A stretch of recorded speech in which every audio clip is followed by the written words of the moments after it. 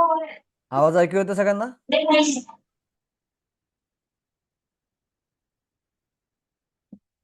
आवाज येतो ऐकू?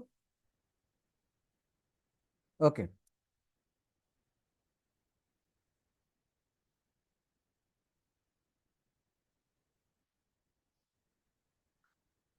तर आपण पहिला अध्याय सुरू केलेला आहे आणि पहिल्या अध्यायामध्ये आपण श्लोक क्रमांक 27 पर्यंत बघितला आहे, ज्यामध्ये प्रामुख्याने आपण 3 सेक्शन पाहिले. हे पहिला सेक्शन होता सैन्य निरीक्षण, दुसरा पांडवांच्या विजयाची लक्षणं आणि तिसरा होता की भगवंताचं भक्त वात्सल्य. हे 3 सेक्शन प्रामुख्याने पाहिले आपण. आणि आपण 7 ते 8 पांडवांच्या विजयाची लक्षणं मागच्या वेळी पाहिली की कोणती लक्षणं दर्शवतात की पांडव विजयी होणार हे निश्चित होतं. तर आज प्रामुख्याने आपण पाहणार आहोत की कोणत्या गोष्टीमुळे अर्जुन गोंधळला. अध्यायाचं नाव काय? अर्जुन विषाद योग. कोणत्या गोष्टीमुळे अर्जुन विषादामध्ये गेला आणि त्या विषादाच्या माध्यमातून भगवंताशी जोडला गेला, म्हणून अर्जुन विषाद योग. सो श्लोक क्रमांक 28 ते श्लोक क्रमांक 46 पर्यंत, शेवटच्या श्लोकापर्यंत अर्जुनाचा विषाद किंवा अर्जुनाची युद्ध न करण्याची कारण. सो टोटल 5 कारण आहेत अर्जुनाची युद्ध न करण्याची. त्या 5 कारणांपैकी 4 कारण या अध्यायात सांगितली आहेत आणि 1 कारण जे दुसऱ्या अध्यायामध्ये आहे. तर आजच्या दिवशी आपली सगळी 5 कारणं कव्हर मोस्टली होतील. दुसरा अध्याय आपलाचा सुरू होईल. तर आपण श्लोक क्रमांक 28 वर जाऊया. सो 5 कारणांपैकी पहिलं कारण युद्ध न करण्याचं श्लोक क्रमांक 28 ते 30 मध्ये सांगितलं आहे. ते कारण आहे भौतिक करुणा. नुसती करुणा नाही. कसली करुणा? भौतिक करुणा, शरीराप्रती असलेली करुणा. तर आपण श्लोक चालू करूया. अर्जुनोवाच दृष्ट्वा मे स्वजनं कृष्णायुत्सं समुपस्थितं सीदन्ति मम गात्राणि मुखं च परिशुष्यति. काय म्हणतो अर्जुन? हे कृष्ण, या प्रकारे युद्ध करण्याच्या इच्छेने प्रेरित झाल्या माझ्या नातेवाईकांना आणि मित्रांना पाहून माझ्या शरीराच्या सर्व अवयवांना कंप सुटला आहे आणि माझे मुख कोरडे पडले आहे. तो अर्जुनाचा रथ कुठे ठेवला होता भगवंतांनी? कोणाच्या मध्ये ठेवला होता? द्रोण आणि भीष्माच्या मध्ये. का? कारण त्याने भगवंतांना आज्ञा दिली, जा आमचा रथ ठेवा तिथं. आणि भगवंतानं त्याच्या माध्यमातनं भगवद्गीता बाहेर काढायची होती, पण अशा ठिकाणी रथ ठेवला की तिथं बघून अर्जुन गोंधळू शकतो. म्हणून द्रोण आणि भीष्म, ज्यांच्या प्रती अर्जुन सर्वात जास्त आसक्त होता, आणि त्यांना पाहिलं आणि अर्जुनाच्या मला गोंधळ उडाला. काय वाटलं अर्जुनाला? की अशा लोकांना मारायला मी इथे आलोय?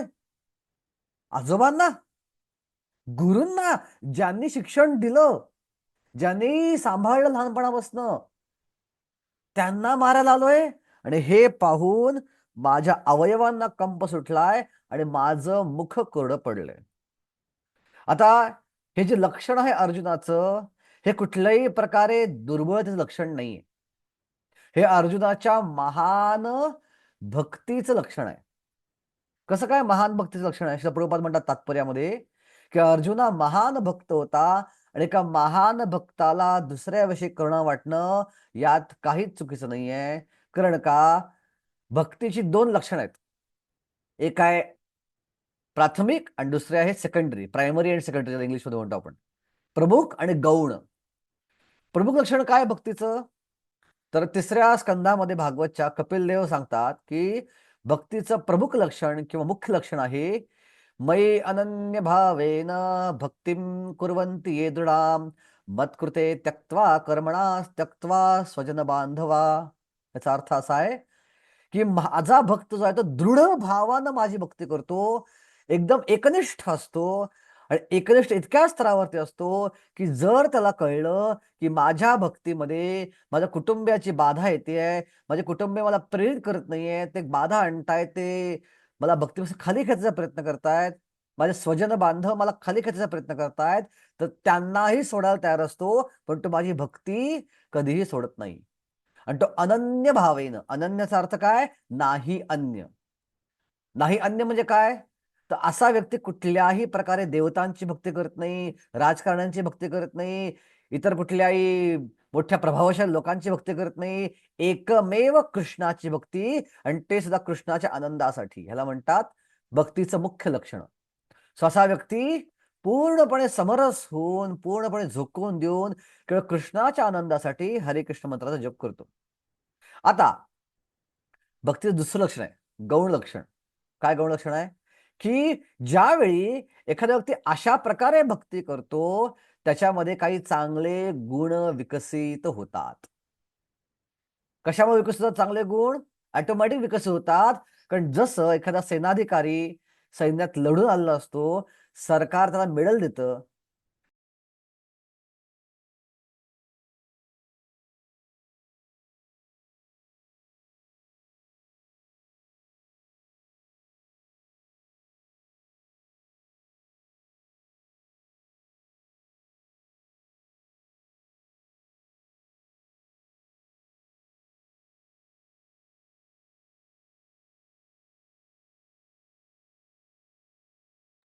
माताजी, कुठला श्लोक चालू आहे?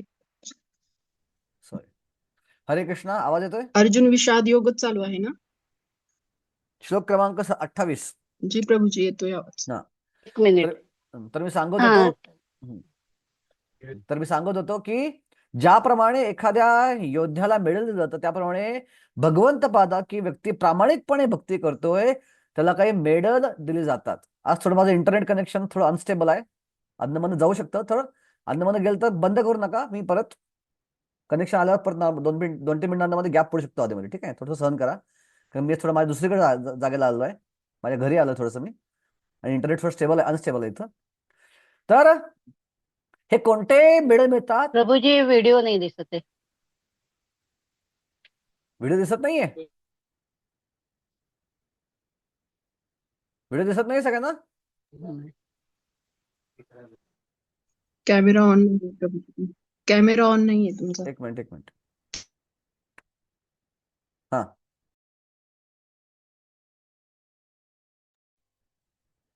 हरे कृष्णा, आहे व्हिडिओ दिसतोय?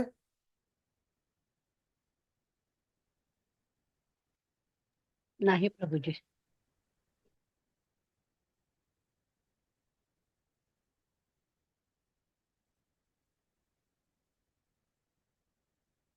दिसतोय का आता?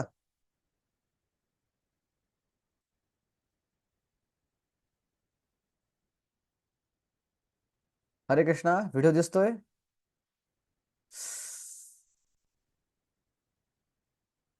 जी प्रभूजी. हो प्रभूजी, हो. Okay okay. तर त्याला कोणते मेडल दिले जातात? 5 मेडल दिले जातात. तितिक्षवा, कारुणिका, सुहृद सर्व देहिनाम, अजात शत्रवा, शांता, साधवा, साधुभूषणा. त्याची सहनशक्ती सहजगत्या वाढते, तो करुणाशील होऊन जातो. कारुणिका, सुहृद सर्व देहिनाम, तो सगळ्या जीवांचा मित्र बनतो. अजात शत्रवा, त्याला कोणी शत्रू राहत नाही. शांता, तो उत्तेजित होत नाही. साधवा, साधुभूषणा, अशा भक्ताला हे 5 मेडल दिले जातात. सो अर्जुनाकडे ते भगवंतानं दिलेला गुण होता, करुणा. सो कोणत्याही भक्ताला विनाकारण दुसऱ्याची हत्या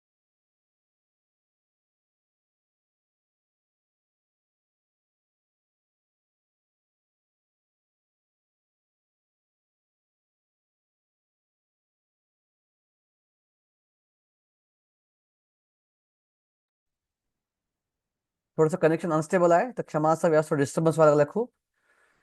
तर अर्जुनाकडे जी करुणा होती, ही करुणा जी आहे ही भौतिक करुणा नव्हती, ही आध्यात्मिक करुणा आहे. एका भक्ताला दुसऱ्या जीवाप्रती जी करुणा वाटते, ती करुणा अर्जुनाला वाटत होती. अरे इंटरनेट अनस्टेबल व्हायला लागले, सॉरी. खूपच इंटरनेट अनस्टेबल आहे, क्षमा असावी. तर अर्जुन हा एक महान भक्त होता, आणि ते भक्ताची करुणा आहे. कारण का जो भक्ती करतो त्याकडे भगवंताचे सगळे गुण विकसित होतात. यस्यास्ति भक्तीर भगवते अकिंचन सर्वे गुणे तत्र समासते सुराम, हराव अभक्तस्य कुतो महद्गुणात मनोरथे नासति धावतो बहिही. ओके. तर आता आपण श्लोक क्रमांक 29 पाहूया. आता श्लोक क्रमांक 28 आणि 29 मध्ये कॉन्ट्रास्ट आहे. 28 मध्ये प्रभुपाद म्हणतात की अर्जुनाची करुणा जी आहे ही भौतिक करुणा आहे, करुणा नाही आहे. एखाद्या भक्ताला जी करुणा वाटते ती करुणा आहे, ती आध्यात्मिक करुणा आहे. आणि भक्त हा निसर्गतःच करुणाशील असतो. दुसऱ्या जीवांच्या वेदना बघितला की त्याला करुणा वाटते, हे भक्ताचा स्वभाव आहे. पण भगवंताचे गुण त्याकडे आले आहेत. आता बघूया की करुणा भौतिक कशी काय झाली. तर श्लोक 29 पाहू आपण. वेपथुश्च शरीरे मे रोमहर्षश्च जायते गांडीवं संस्त्रते हस्तात् त्वक् एव च परिदह्यते. काय भाषांतराचं? अर्जुन म्हणतो की त्यांना बघून माझ्या संपूर्ण शरीराला कंप सुटला आहे, माझ्या शरीरावर रोमांच उभे राहिले आहेत, आणि हातातून गांडीव धनुष्य गळू लागले आहे, आणि त्वचेचा दाह होत आहे. का बरं असं होतंय? गांडीव धनुष्य सुटत आहे. याचा अर्थ काय? मगाशी तोच अर्जुन, त्याला करुणा वाटली, प्रभुपाद म्हणले ती करुणा आध्यात्मिक आहे, ती भक्ताची करुणा आहे. अर्जुना दुबळा मनुष्य नाहीये, ती दुबळेपणामुळे आलेली करुणा नाहीये. पण आता मात्र प्रभुपाद म्हणतात तात्पर्यामध्ये की अर्जुन हा दुबळेपणा दाखवतोय. अर्जुनाची करुणा ही शरीराप्रती आहे, ती भौतिक आहे. का बरं? असं का असेल? कोणी सांगू शकेल? असं का प्रभुपाद म्हणले असतील? कारण का मागच्या श्लोकामध्ये अर्जुनानं जरी करुणा दाखवली, त्याच्या हातामध्ये गांडीव होतं. याचा अर्थ आपलं कर्तव्य कर्म करायला तो तयार होता. आपल्या कर्तव्यापासून अर्जुन मागं हटलेला नव्हता. पण या ठिकाणी ती करुणा अशा स्तरावर गेली की त्या करुणेमुळं अर्जुन आपलं गांडीव खाली ठेवलं आणि आपल्या कर्तव्यापासून तो मागं आला. आणि ही गोष्ट जी आहे ही दर्शवती की आता अर्जुन दुबळेपणा दाखवायला लागलाय. ती करुणा जी आहे ती भौतिक स्तरावरची आहे, ती शरीराप्रती आहे, असं अर्जुन इथं प्रभुपाद सांगत आहेत. सो बघा, करुणा दाखवणं चुकीचं नाहीये, पण करुणेच्या नावाखाली कोणीही आपलं कर्तव्य सोडू शकत नाही. जर आपल्या कर्तव्यापासून कोणी दूर जात असेल तर ती करुणा जी आहे ही भौतिकच असते. आणि म्हणून या अर्जुनाच्या करुणेला आपण इथं प्रभुपादांनी भौतिक म्हणलेलं आहे. सो भौतिक करुणा म्हणजे काय? शरीराप्रती असलेली करुणा. उदाहरणार्थ, एखाद्या व्यक्ती पाण्यात बुडतोय आणि आपण त्याला वाचवायला गेलो आणि त्या शर्टच घेऊन आलो फक्त, माणूस बुडून गेला आणि लोकांनी सांगितलं की अरे तू त्याला वाचवलं का नाहीस? नाही, त्याला वाचवलं नाही, पण त्या शर्ट तरी वाचवायला देतात. काय फायदा शर्टचा वाचवण्याचा? सो त्याचप्रमाणे खरी करुणा कशाप्रती असते? आत्म्याप्रती असते.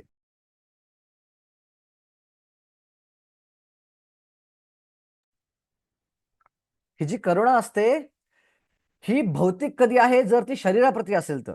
उदाहरणार्थ, एखादा मुलगा हरवला आहे जत्रेमध्ये आणि तो आपल्याला भेटला आणि आपल्याला त्याच्याबाबत करुणा वाटली. आपण काय केलं पाहिजे? त्याच्या आई वडिलांना शोधून त्याला दिलं पाहिजे.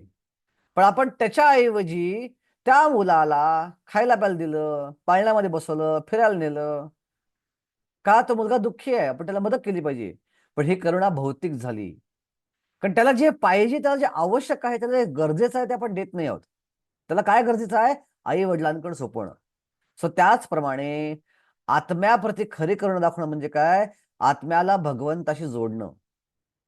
पण केवळ भौतिक स्तरावर राहून शरीराशी संबंध टाकून आपण जर करुणा दाखवली आणि आपल्या मुख्य कर्तव्यापासून आपण दूर गेलो तर ती भौतिक करुणा ठरते. सो अर्जुन हा इथं भौतिक करुणा दाखवत होता. केवळ आजोबा आहेत भीष्म आणि द्रोणाचार्य गुरु आहेत आणि बाकी भावंड आहेत म्हणून त्याला युद्ध करायची इच्छा नाहीये. त्याच्या देहाशी तो जोडतोय, त्याचा आत्मा तो पाहत नाहीये. म्हणून मागच्या श्लोकात तीच करुणा आध्यात्मिक होती, आता ती भौतिक झाली. ओके, आता आपण पुढच्या श्लोकात जाऊया. श्लोक क्रमांक 30. न च शक्नोम्यवस्थुं भ्रमतीव च मे मनः निमित्तानि च पश्यामि विपरीतानि केशवा. मला इथे थोडा वेळ सुद्धा उभं राहणे शक्य नाही. मला स्वतःचा विसर पडत चालला आहे आणि माझे मन चक्रावून गेले आहे. हे केशव, हे कृष्ण, मला केवळ विपरीत घडण्याचीच लक्षणे दिसत आहेत. तर बघा, अर्जुनाच्या मनात भय वाटते आता. अर्जुन घाबरला आहे, कारण त्या भीतीमुळं त्याला स्वतःचा विसर पडला आहे. भीती कधी येते माणसाला? तर प्रभुपाद तात्पर्य लिहितात, भयम द्वितीया अभिनिवेश तस्यात. ज्यावेळी माणूस ईशात अपेतस्य विपर्या स्मृती, जेव्हा माणूस भगवंतांना विसरतो, परमेश्वराला विसरतो, त्यावेळी तो द्वैतामध्ये अडकतो, ड्युअलिटीमध्ये अडकतो. सुख दुःख, योग्य अयोग्य, आनंद आनंद आणि आणि त्रास, या गोष्टीमध्ये अडकतो. आणि जेव्हा ईशात अपेतस्य विपर्या अस्मृती, जेव्हा भगवंताची अस्मृती होते, तेव्हा भयम, त्याला भीती निर्माण होते.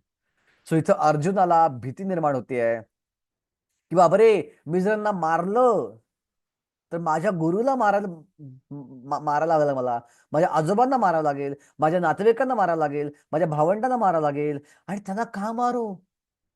अरे मी भक्त आहे ना, त्यांना करुणा दाखवली पाहिजे मला. ही भीती, आणि त्यांना मारलं तर मला मला काहीतरी होऊ शकेल, हा त्याला एक भीती वाटते अर्जुनाला. आणि त्यामुळे काय व्हायला लागलं अर्जुनाचं? भीती वाटल्यामुळं त्याचं मन चक्रावून गेलं आहे. आणि मन चक्रावून त्याला वाटतं की काहीतरी वेगळं होईल, विपरीत काहीतरी घडून जाईल, काही विपरीत घडता कामा नये, सगळ्यांचं चांगलं व्हायला पाहिजे, अशी भीती त्याला वाटते आहे. सो हे 3 श्लोक जे आहेत अर्जुनाचे कर्ण दर्शवत आहेत, 28, 29, आणि 30. फक्त पहिल्या श्लोकात अर्जुनाचे कर्ण बरोबर आहे, ते का भक्ताला वाटलेलं कर्ण आहे. पण पुढच्या श्लोकात अर्जुन आपलं गांडीव खाली ठेवतोय, त्यामुळं आपलं कर्तव्यापासून दूर जातोय. म्हणजे ती करुणा शरीराप्रती आहे, भौतिक आहे, तो आता भौतिक स्तरावर आलाय खाली. आणि भौतिक स्तरावर खाली आल्यामुळं तो ड्युअलिटीमध्ये आलाय, तो भगवंतांना विसरलाय. आणि भगवंतांना विसरल्यामुळं भय निर्माण होतंय. आपल्याला जीवनात निर्भय व्हायचं असेल तर एकच उपाय आहे, भज हु रे मन श्रीनंद नंदन अभय चरणारविंदरे. जर भीतीपासून पूर्णपणे मुक्त व्हायचं असतं, एकच उपाय आहे, अभय चरणारविंदरे, भगवंताच्या चरणांचा आश्रय घेणं, भगवंताचं भजन करणं. केवळ भगवंताचं भजनच भक्ताला पूर्णपणे भीतीमुक्त करू शकतं. सुखदेव गोस्वामी सांगतात परीक्षित महाराजांना, भागवतचा पहिला श्लोक 2ऱ्या स्कंदामध्ये, तस्मात् स भारत सर्वात्मा भगवान ईश्वरो हरी श्रोतव्य कीर्तितव्यस्य स्मर्तव्यम इच्छिता अभय. जर तुला अभय व्हायचं आहे, मृत्यूच्या भीतीपासून मुक्त व्हायचं आहे, परीक्षित महाराज मरणार आहेत, 7 दिवसात साप चावून मरणार आहेत, अशी अवस्था परीक्षित महाराजांची आहे. तर या मृत्यूच्या भीतीपासून मुक्त व्हायचं असेल तर काय केलं पाहिजे? तुला कीर्तन केलं पाहिजे, श्रवण केलं पाहिजे, आणि स्मरण केलं पाहिजे. कुणाचं? भगवान ईश्वरो हरी. आणि हे केलंस तरच व्यक्ती पूर्णपणे भीतीपासून मुक्त होतो. सो ज्यावेळी आपल्या जीवनात भीती वाटेल, आपला जप वाढला पाहिजे, आपण आपल्या जपाची तीव्रता वाढली पाहिजे, भगवंताचा आश्रय आपण सहजगत्या घेतला पाहिजे. जेवढा भगवंताचा आश्रय घेऊ तेवढा आपण भीतीपासून सहजगत्या मुक्त होऊ शकू. सो घाबरल्यावर गोंधळून जायचं नाही, पटकन हात आपला जप माळेमध्ये गेला पाहिजे, हरे कृष्ण जप किंवा हरे कृष्ण मंत्र मुखातनं सुरू झाला पाहिजे. ही गोष्ट इथं प्रभुपाद आणि भगवंत एका प्रकारे अर्जुनाच्या माध्यमातनं इंडिकेट करत आहेत. ओके, तर पहिलं कारण पाहिलं आपण आता, अर्जुनाचं युद्ध न करण्याचं भौतिक करुणा. करुणा चौकीची नाही आहे, करुणा वाईट नाही आहे, पण ती भौतिक आहे. जसं भरत महाराजने करुणा दाखवली हरणावरती, पण त्या करुणेच्या नावाखाली ते एवढे वाहवत गेले की त्या नावाखाली ते आपली भक्ती करायला विसरले, आपली सेवा करायला विसरले, आपली साधना करायला विसरले. आणि त्या हरणामध्ये एवढे गुंतून गेले की पुढच्या जन्मात ते हरिण बनले. सो ही आध्यात्मिक स्तरावरची करुणा भौतिक स्तरावर वाहवत जाते. मग आपण करुणा दाखवायची का नाही? आपण करुणा दाखवली पाहिजे, पण करुणा दाखवताना आपण ती गुरु, साधू आणि शास्त्र यांना समोर ठेवून त्यानुसारच दाखवली पाहिजे. त्या करुणेच्या नावाखाली वाहवत जाऊन आपल्या साधनेचं स्तर कमी करता कामा नये. करुणा ही साधना वाढवणारी असली पाहिजे. एखाद्याला मदत केली, एखाद्या करुणा दाखवली तर आनंद वाढला पाहिजे, भक्ती वाढली पाहिजे. पण भक्तीपासनं, आपल्या कर्तव्यापासून दूर जात असो. आता आपण श्लोक क्रमांक 31 पाहूया. श्लोक क्रमांक 31 ते 35 हे जे श्लोक आहेत, हे श्लोक दुसरं कारण दर्शवतात अर्जुनाचं युद्ध न करण्याचं, ते म्हणजे लॉस ऑफ एन्जॉयमेंट. म्हणजेच आनंद गमावण्याची भीती. अर्जुना भीती वाटते आहे की माझा आनंद, माझी एन्जॉयमेंट जी आहे ती निघून जाईल, अशी भीती जी आहे ही अर्जुनाला वाटत आहे. ओके, तर श्लोक क्रमांक 31 पाहूया आपण. न च श्रेयो न पश्यामि हत्वा स्वजनम आहवे न कांक्षे विजयम कृष्ण न च राज्य सुखानि च. काय म्हणतो अर्जुन? या युद्धामध्ये न च श्रेयो पश्यामी, मी काहीच असं चांगलं पाहू शकत नाहीये.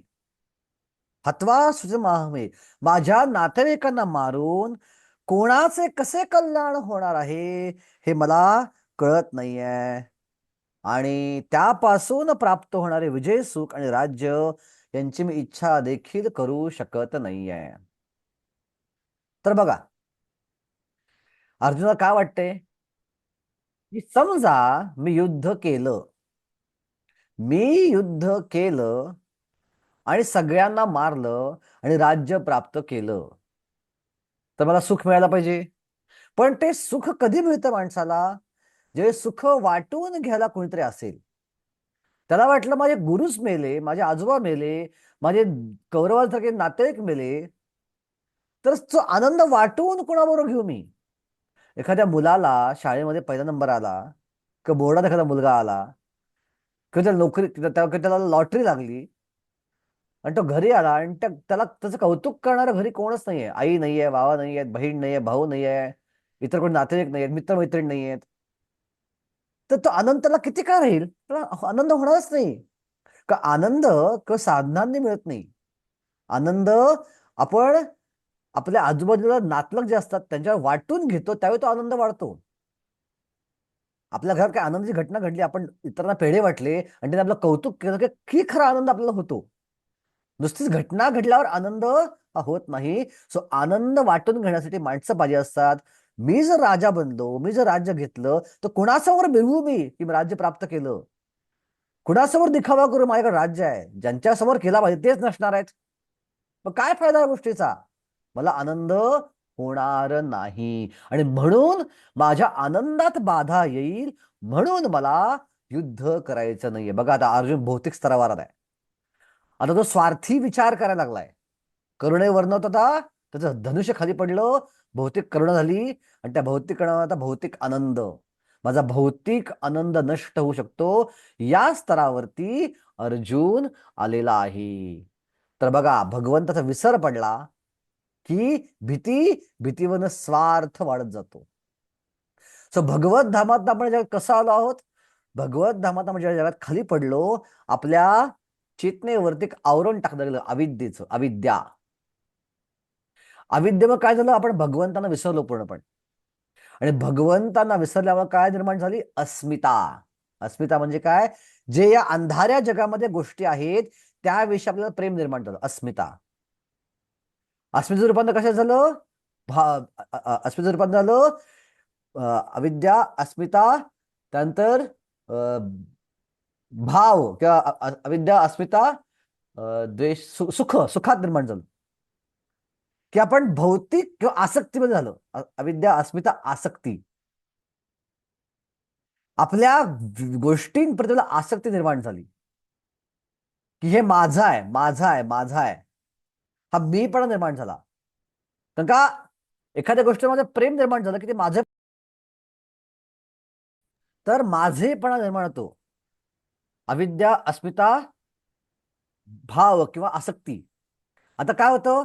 एखादी वस्तू आपली असं म्हणलं की ती काढून घेतली की काय निर्माण होतो? द्वेष निर्माण होतो.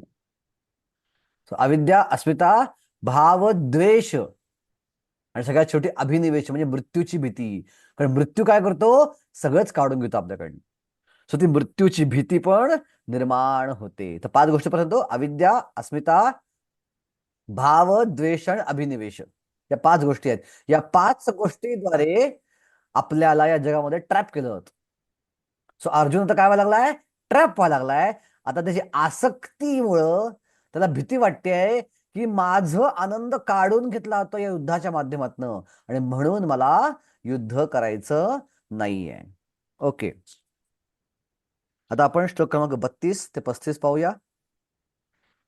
किं नो राजेन गोविंदो किं भो गैर्जो वितेन वा येषामर्थे काङ्क्षितं नो राज्यभोगा सुखानि च ते इमां वसिता युद्धे प्राणास्त्यक्त्वा धनानि च आचार्या पितरा पौत्रस्तथैव च पितामहा मातुला श्वशुरा पौत्रा शाला संबंधितस्तथा एतान् हन्तुम् इच्छामि ज्ञातोऽपि मधुसूदना अपि राज्यस्य हेतो किं न महे कृते निहत्य धातराष्ट्रं वा प्रीती जनार्दनः. एक प्रश्न मला चॅटवर दिसतोय की ते 5 गोष्टी कोणत्या? अविद्या, अस्मिता, भाव, द्वेष आणि अभिनिवेश या 5 गोष्टी आहेत. अविद्या म्हणजे चेतनेवरती कव्हरिंग केलं जातं.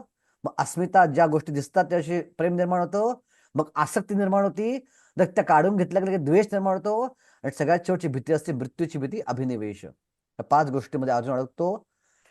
सो अर्जुनाचं हे जे आसक्ती आहे ती आता प्रकट या 4 श्लोकामध्ये होते. काय म्हणतो अर्जुन? हे गोविंद, ज्यांच्यासाठी आम्ही राज्याची, सुखाची व जीविताची देखील इच्छा करावी तेच जर या रणांगणात युद्धाकरता सज्ज झाले आहेत तर मग आम्हाला त्या सर्वांचा काय लाभ? ज्यांच्यामुळे आनंद मिळणार आहे त्यांनाच मारावं लागणार आहे, मग त्या युद्धानं काय मिळणार आहे? आनंदच मिळणार नाही. युद्ध काय करायचं? लॉजिकल आहे अर्जुन. त्यानंतर हे मधुसूदन, जेव्हा गुरुजन, वडील, पुत्र, आजे, मामे, सासरे, नातवंड, मेहुणे इतर नातलग आपल्या जीवनाचा व संपत्तीचा त्याग करण्यास तयार आहेत आणि माझ्यासमोर उभे आहेत, तेव्हा जरी त्यांनी मला मारले तर मी त्यांना मारण्याची इच्छा कशासाठी करावी? भगवंत म्हणतील, अरे तू जर त्यांना मारलं नाहीस तर ते तुला मारतील, मारू देत. बघा अर्जुन किती वैराग्य प्राप्त केलं अर्जुनानं. मी मेलो तर चालेल पण मी युद्ध करणार नाही, कारण ते माझे जवळचे आहेत. जवळच्यांनी अपमान केला तर मी सहन करीन, पण युद्ध करायला मी जाणार नाही, कारण त्यांना युद्ध करून मला आनंद मिळणारच नाहीये. ते माझे आहेत ना, त्यांनी माझ्यावर काही करावं. एका प्रकारे तुम्हाला वाटेल की चांगली गोष्ट आहे की अर्जुन हा खूप सहनशील दाखवते, पण सहनशीलता नाही आहे ह्याच्यामध्ये, शारीरिक देहात्म बुद्धी आहे. आपल्या देहाशी संबंधित, आपल्या आनंदाशी संबंधित गोष्टींकडे तो त्या नजरेनं पाहत आहे. आणि म्हणून अर्जुन कसा आहे? देहात्म बुद्धीनं काम करत आहे. हे जनार्दन, पृथ्वीच काय, तिन्ही लोकांच्या राज्यांच्या बदल्यातही मी त्यांच्याशी लढण्यास तयार नाही. धृतराष्ट्राच्या पुत्रांना मारून आम्ही कोणता आनंद मिळवणार आहोत? या ठिकाणी भगवंतांना गोविंद असं अर्जुन म्हणले. गोविंद म्हणजे इंद्रियांना आनंद देणारे. जर आपल्या इंद्रियांना खरोखर आनंद पाहिजे असेल, इथं अर्जुन काय म्हणतोय? सुख मिळत नाहीये, सुख मिळणार नाहीये. प्रभुपाद म्हणतात, इनडायरेक्टली अर्जुन म्हणतोय भगवंतांना गोविंद. तर प्रभुपाद म्हणतात, अरे अर्जुना, जर तुला खरोखर सुख पाहिजे असेल तर इतर कोणत्याही गोष्ट जगात सुख मिळणार नाही जोपर्यंत भगवंताची इंद्रिय संतुष्ट होणार नाहीत. आपण मागच्या क्लासमध्ये ऐकलंय शुद्धोक्तीची व्याख्या काय आहे? सर्व उपाधी विनिर्मुक्तम तत्परत्वेन निर्मलम ऋषिकेन ऋषिकेश सैवनम भक्तिरुत्तमम. भक्ती करणं म्हणजे आपल्या इंद्रियाद्वारे भगवंताची सेवा करणं. ऋषिकेन ऋषिकेश. जोपर्यंत भगवंताची इंद्रिय संतुष्ट होणार नाही तोपर्यंत आनंद जगात येणार नाही. जगात बाकी काहीही करा, किती पैसा मिळवा, किती संपत्ती मिळवा, किती प्रॉपर्टी होऊ दे, किती चांगले नातेवाईक असू देत, किती छान मुलं असू देत, किती बुद्धिमत्ता असू दे, किती इतर ज्ञान असू दे, पुस्तक असू देत, सौंदर्य असू दे, वैराग्य असू दे, जोपर्यंत भगवंताची इंद्रिय संतुष्ट होणार नाहीत तोपर्यंत आनंद येणं शक्य नाहीये. आणि हेच अर्जुन तर विसरत आहे असं प्रभुपाद तात्पर्य म्हणतायत. आणि त्यामुळे अर्जुन भौतिक स्तरावरच्या आनंदाच्या स्तरावर बोलतोय की नाही नाही नाही नाही नाही, इंद्रिय मारून मला काहीच आनंद मिळणार नाहीये. मी त्यांच्यासाठी तिन्ही लोकांचं राज्य सोडायला तयार आहे, तर त्यांच्यामुळेच मला आनंद मिळतोय. बघा या स्तरा, या लेवलला अर्जुन हा येत आहे. तर आनंदाची प्राप्ती करायची असेल तर उपाय एकच आहे, भगवंताच्या इंद्रियांना संतुष्ट करणे. तुकाराम महाराज म्हणतात ना, नाम घेता उठा उठी होय संसाराची तुटी, ऐसा लाभ बांधा गाठी पडे विठ्ठल पायी मिठी, नामा परते साधन नाही करीशी आणक तू काही. हाकारोनी सांगे तुका नाम घेता राहू नका. या जगात भक्तीशिवाय किंवा भगवंताच्या आनंदाशिवाय किंवा नामसंकीर्तनाशिवाय कोणतीही गोष्ट पूर्णपणे आनंद देऊ शकत नाही. सो अर्जुना, एका प्रकारे तुझं जे मत आहे हे चुकीचं आहे. हे इंडिकेट करण्यासाठी अर्जुनाच्या मुखातनं गोविंद हा शब्द आलेला आहे. ओके ओके, आता पुढचा आपण 2 कारण पाहिलं आतापर्यंत. पहिलं कारण कोणतं होतं युद्ध न करण्याचं? भौतिक भौतिक करुणा, भौतिक करुणा. शरीराप्रती असली करुणा. दुसरं कारण होतं आनंद आनंद जायची भीती, लॉस ऑफ सेन्स एन्जॉयमेंट किंवा लॉस ऑफ एन्जॉयमेंट, आनंद जाण्याची भीती. का भीती वाटते आहे? कारण ते मारले गेले तर माझा आनंद व्यक्त कोणासमोर करणार मी, आणि व्यक्त करायलाच कोण नसेल तर मला आनंद मिळणार नाही. बेटर तिन्ही जग जरी मला दिलेत पण हे नसतील माझ्या जीवनामध्ये, मला ते जग नकोय, मी युद्ध करणार नाही. सो आपण पाहिलं की अर्जुन पहिला आध्यात्मिक स्तरावरती होता, आता तो खाली भौतिक स्तरावर कोसळलाय. पण स्वार्थासाठी एखादी गोष्ट न करणं, मला मिळणार नाही म्हणून मी करणार नाही, हा स्वार्थ झाला. या स्वार्थी स्तरावरती अर्जुन आलेला आहे. ओके, आता तिसरं कारण जे आहे हे श्लोक क्रमांक 36 ते 38 सांगितलंय. अर्जुनाला पाप लागण्याची भीती वाटली. जे पुण्यवान लोक असतात त्यांना पाप करण्याची भीती असते, पाप लागेल याची भीती असते. ओके, प्रज्ञा शितूट यांचा एक प्रश्न आलाय चॅट बॉक्सवर. गौण भक्ती सांगा. गौण भक्ती म्हणजे गौण भक्ती नाहीये, गौण भक्तीची लक्षण आहेत ती. भक्तीचं प्रमुख लक्षण आहे अनन्य भावानं दृढपणे भगवंताचं नामस्मरण करणं किंवा भक्ती करणं, आणि त्यासाठी गरज पडल्यास आपल्या नातेवाईकांना सोडायला तयार असणं, त्यक्त्वा बांधवा. आणि हे जर केलं तर गौण लक्षण प्रकट होतं भक्तीचं, ते म्हणजे 5 गुण प्रकट होतात: सहनशीलता, करुणा, त्यानंतर सगळ्या जीवांप्रती मैत्री, कुठल्याही कोणी त्या शत्रू मानत नाही, आणि उत्तेजित न होणं, शांत. हे 5 गुण 5 मेडल सारखे भगवंत त्याला प्रदान करतात. सो ही गौण भक्तीची लक्षण आहेत, गौण भक्ती नाही. आणि प्रमुख लक्षण काय आहे भक्तीचं? की अनन्य भावानं भगवंताचं स्मरण करणं, चिंतन करणं आणि कीर्तन करणं, हे प्रमुख लक्षण आहे. ओके, तर आता पुण्यवान माणसाला पाप करण्याची भीती असते. ठीक आहे, मला पाप लागेल. जो पापी असतो भीती वाटत, तो बिनधास्त पाप करत असतो. पण जो पुण्यवान असतो त्याला मात्र पापाची भीती वाटते. सो अर्जुन हा पुण्यवान माणसाचं प्रतिकात्मक रूप दाखवतोय आणि त्याला भीती वाटते. आता आता काय म्हणतो बघा अर्जुन, श्लोक क्रमांक 36 ते 38 मध्ये. पापमेव पापम आश्रयेत पापम एव आश्रयेत अस्मान् हत्वा एतान् आततायिना तस्मान् अर्हा वयं हन्तुं धातराष्ट्रांस बांधवान् स्वजनं हि कथं हित्वा सुखिनः स्याम माधवा. या आततायी आक्रमणांना आम्ही जर ठार मारले तर आम्हाला पापच लागणार आहे. म्हणून धृतराष्ट्र पुत्रांना आणि आपल्या मित्रांना मारणे आपल्यासाठी योग्य नाही. यापासून आम्हाला काय लाभ होणार आहे? हे माधव, आपल्याच नातलगांची हत्या करून आम्ही कसे सुखी होऊ? ओके ओके, आधी गोविंद देवांचा प्रश्न आलाय. गौण भक्तीची लक्षणं परत सांगा. तर श्लोक आहे तितिक्षवा कारुणिका सुहृद सर्व देहिनाम अजात शत्रवा शांता साधवा साधुभूषणा. म्हणजेच त्याच्याकडं सहनशीलता प्रकट होते, करुणा प्रकट होते, सगळ्या जीवांप्रती मैत्र प्रकट होतं, शत्रूंपासून मुक्त होतो आणि शांतता प्रकट होते. हे 5 गुण प्रकट होतात. ओके ओके, तर या श्लोकात काय सांगितलंय? या आतताईंना मारून आम्हाला पापच लागणार आहे. आतताई म्हणजे काय? तात्पर्य प्ररूपात खूप सुंदर प्रकार सांगतात आतताईचा अर्थ काय आहे. ठीक आहे, पहिला आतताई, 6 प्रकारच्या आतताई आहेत. पहिला आतताई जो विष देतो,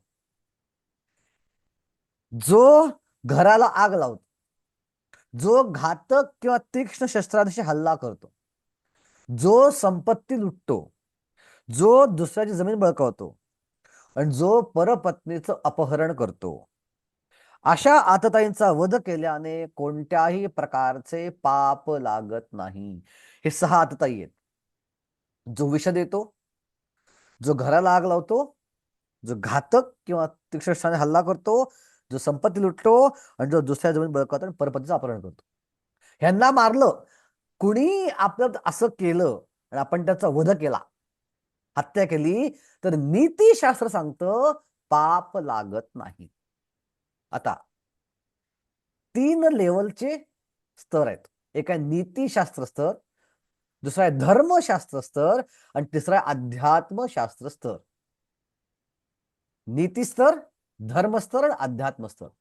नीती स्तरावर पाहिलं तर अर्जुन पहिला युद्ध करायला तयार झाला होता. का बरं? कारण का हे कौरव आततायी होते. बघा, कौरवाने या 6च्या 6 गोष्टी केलेल्या होत्या. कौरवाने विष दिलं होतं पांडवांना, हो.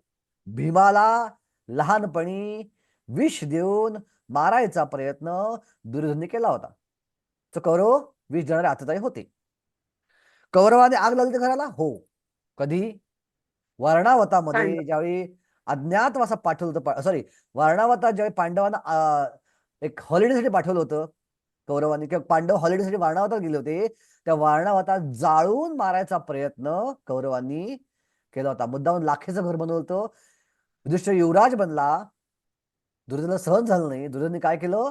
पांडवांना पाठवलं वारणावतात, तुम्ही जा जरा फिरून एन्जॉय करून या. आणि ते घर जे बनवलं होतं लाखेचं बनवलं होतं आणि लाखेच्या घरात जाळून मारायचा प्रयत्न केला. पण विदुराच्या नीतीमुळं पांडव सुटले आणि भुयारत्न पांडव बाहेरून वाचले.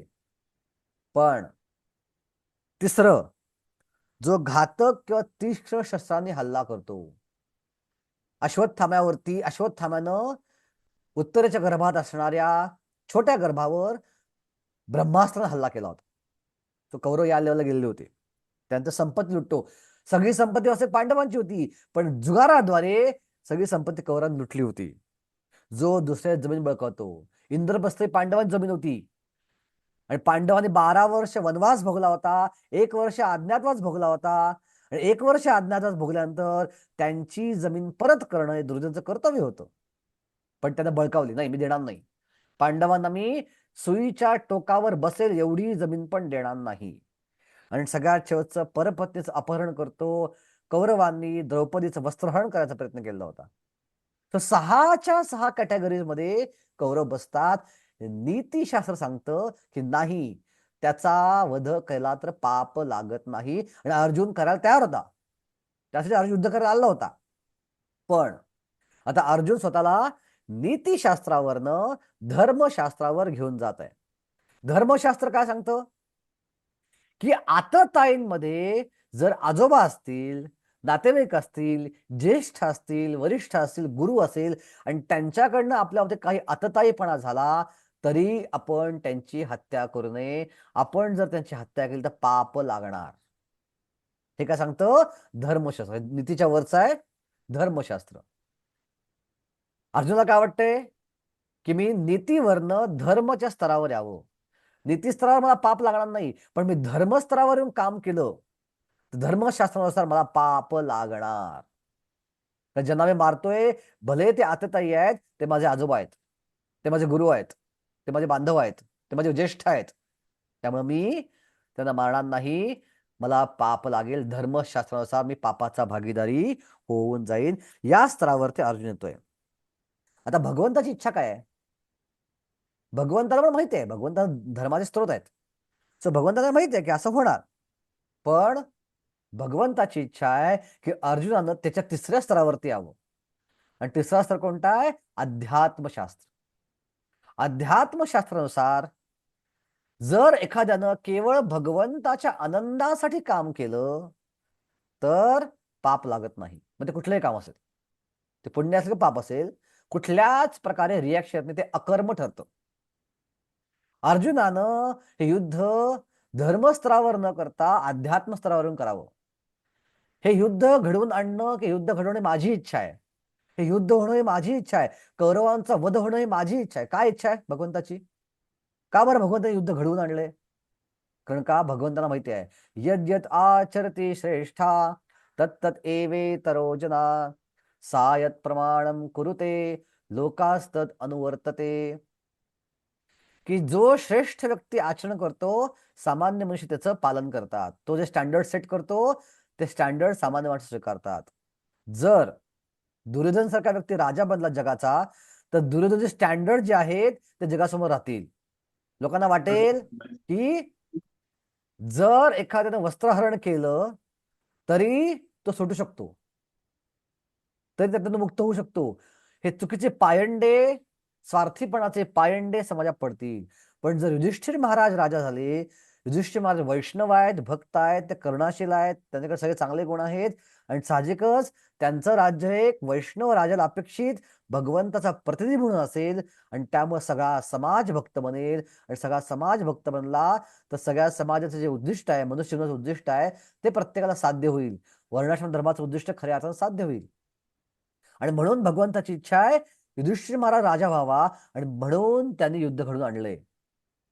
सो युद्ध होणे भगवंताची इच्छा आहे आणि भगवंताच्या आनंदासाठी युद्ध केलं अर्जुनानं. जर ती तिला भीती वाटते धर्मशास्त्राचा पाप करण्याची, ती त्याला वाटणार नाही. सो अपरंटली वाटेल अर्जुन खालच्यावरनं वरच्या स्तरावर आलाय, बरोबर आहे, नीतीवरनं धर्मावर आलाय, पण धर्मावरनं अध्यात्मावर जाणं ही इच्छा आहे भगवंताची. तिथं मग धर्मामध्ये अडकून अर्जुनानं पडू नये, ही भगवंताची इच्छा आहे. हे तात्पर्य खूप छान आहे. मी थोडक्यात तात्पर्य वाचतो. हे अशा आतताईनं मारणे सामान्य मनुष्याला शोभेल असेच आहे, पण अर्जुन सामान्य मनुष्य नव्हता. स्वभावतः तो साधुवृत्तीचा होता आणि त्यांच्याशी तो साधुवृत्तीला अनुसरून वागू इच्छित होता. पण अशा प्रकारची साधुवृत्ती क्षत्रियांसाठी योग्य नसते. जरी राज्यकारभारातील व्यक्तीने साधुवत असणे आवश्यक असले तरी त्याने भ्याड मात्र असू नये.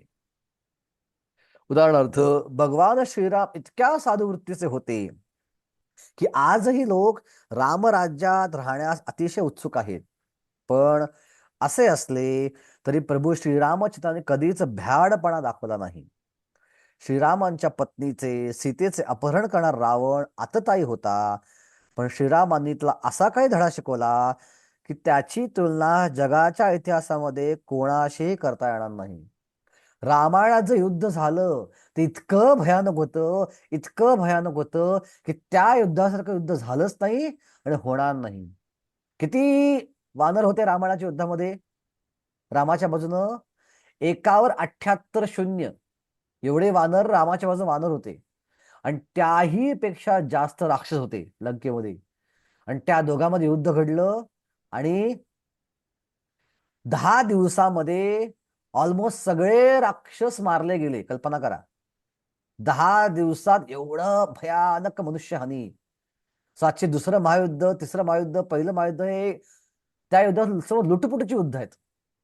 महाभारत युद्ध पण फार छोटं होतं त्यासमोर, द्वापारयुगातल्या करंटे. फक्त 166 कोटी माणसं, मी म्हणतो फक्त 166 कोटी माणसं महाभारत युद्धात मारली गेली. अख्ख्या आपल्या भारताची लोकसंख्या जेवढी आहे त्यापेक्षा जास्त माणसं महाभारत युद्धात मारली गेली. तरी पण रामायणासमोर ती कशी होती? अत्यंत तुटपुंज होती. म्हणून प्रभुपाद म्हणतात कधीही न इतिहासामध्ये तुलना करताना असा धडा शिकवला. अर्जुनाच्या बाबतीत मात्र त्याच्या विरुद्ध जे आक्रमक आतताई होते ते विशिष्ट प्रकारचे होते. म्हणजेच ते स्वतःचे पितामहा, गुरुजन, मित्रगण, पुत्र, नातू इत्यादी. आणि त्यांच्यामुळेच अर्जुनाला वाटले की सामान्य आतताईंविरुद्ध ज्या कडक उपाययोजना केल्या पाहिजेत त्या यांच्या विरुद्ध आपण योजू नयेत. याशिवाय साधू व्यक्तीने क्षमा करावी असे सांगितले जाते. साधू व्यक्तीने असे आदेश आहे की राजकीय आणीबाणीपेक्षाही साधू व्यक्तीसाठी असे आदेश राजकीय आणीबाणीपेक्षा महत्वाचे असतात. अर्जुनाने विचार केला की राजकीय कारणासाठी स्वजनांची हत्या करण्यापेक्षा साधू वृत्ती आणि धर्माच्या आधारावर त्यांना क्षमा करणे हेच योग्य आहे. न्यायशास्त्रावरनं की नीतिशास्त्रावरनं धर्मशास्त्र, धर्मानुसार क्षमा करणं योग्य आहे. म्हणून केवळ तात्पुरत्या शारीरिक सुखासाठी अशा प्रकारची हत्या करणे चांगले नाही असे त्याला वाटले. सरते शेवटी राज्य आणि त्यापासून प्राप्त होणारे सुख हे नित्य नाही, म्हणून स्वजनांची हत्या करून त्याने स्वतःची शाश्वत मुक्ती आणि स्वतःचे जीवन धोक्यात का घालावे? पाप लागलं तर मुक्ती कशी मिळणार मला? आता बघा इथं पण स्वार्थ आहे. बघा बघा मगाशी तो स्वार्थ होताच, आनंद, स्वार्थी मला आनंद जाईल. इथं पण एका प्रकारे पापापासून मुक्त व्हायचं प्रयत्न करून अर्जुनाला काय प्राप्त करायचंय? वैयक्तिक मुक्ती. केवळ स्वतःच्या मुक्तीसाठी काम करणं हा एक प्रकारचा स्वार्थ आहे. इतर स्वार्थामध्ये चांगला स्वार्थ आहे तो, पण केवळ स्वतःच्या. भक्त कसा असतो? पूर्णपणे निस्वार्थी. प्रल्हाद महाराज कसे होते? प्रल्हाद महाराजांनी काय मागितलं भगवंताकडं? भगवान नरसिंह काय मागितलं प्रल्हाद महाराजांकडे? भक्ती प्रल्हाद महाराज म्हणले, भक्ती हा, हा भक्ती. भक्ती कशी मागितली भक्ती? प्रल्हाद महाराज सुंदर श्लोक बोलतात एक, की मला वेदना कुठल्या गोष्टी होतात? नैवो द्विजे परदुस्तर वैतरण्याम तद्वीर्य गायन महामृतमग्न चित्ता सोचेतथो विमुखचेतस इंद्रियार्थ माया सुखाय भारम उद्वहतो विमूढान. प्रल्हाद महाराज म्हणतात, जरी मला भगवंता नरकात टाकलं तुम्ही, मला काही भीती वाटत नाही, कारण का मी तुमच्या कथा गाण्यामध्ये मग्न आहे. आणि तुमच्या कथा ऐकण्यामध्ये, तुमची भक्ती करण्यामध्ये त्वद्वीर्य गायन महामृतमग्न चित्ता, मी एवढा आनंदी आहे की मला काहीच परिणाम होत नाही त्या गोष्टींचा. पण मला दुःख होतंय अशा लोकांप्रती जे छोट्याशा सुखासाठी खूप मोठा भार आपल्या डोक्यावर घेऊन चालले आहेत. माया सुखाय भार उद्भवतो बुडून, आणि त्यांच्यासाठी मला वाईट वाटते. पुढच्या श्लोकात प्रल्हाद महाराज म्हणतात की प्रायेण देव मुनयो विमुक्ती कामान मौनम चरंती भुजदेन परार्थ निष्ठात नैतान विहाय कृपणा विमुक्ती हेतू नान्यात तदंग्र शरणम भवतो न पश्येत. ह्याचा अर्थ काय? अनेक ऋषीमुनी स्वतःच्या मुक्तीसाठी हिमालयात जातात, मला ती मुक्ती अजिबात नकोय. जोपर्यंत शेवटचा मनुष्य पृथ्वीवरचा मुक्त होणार नाही तोपर्यंत मला याच जगात राहायचं आहे आणि त्यांच्या मुक्तीसाठी काम करायचं आहे. हे भक्ताचं हृदय असतं. तो फक्त स्वतःच्या स्वार्थी मुक्तीचा विचार कधीच करत नाही. पण अर्जुन इथं काय आलाय? थोडा खालच्या स्तरावर आलाय आणि तो मला पाप लागेल आणि मला पाहिलं तर माझी मुक्ती काय, माझी मुक्ती का वाया घालू मी यांच्या बरोबर युद्ध करून?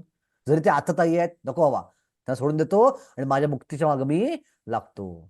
सो हा एका प्रकारचा सटल किंवा सूक्ष्म स्वार्थच आहे.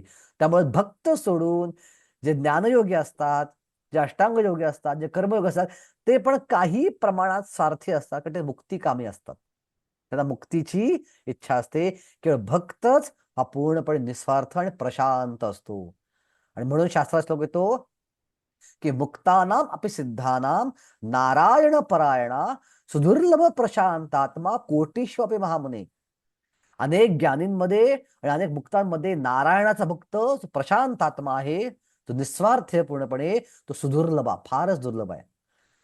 चैतन्य महाप्रभू म्हणतात, कोटी ज्ञानीमध्ये कोण एकजन मुक्त, कोटी मुक्त मध्ये दुर्लभ एक कृष्ण भक्त. कृष्ण भक्त निष्काम अतएव शांत, भुक्ती मुक्ती सिद्धी कामी सकले अशांत. जे मुक्तिकामी पण आहेत ते पण अशांत आहेत.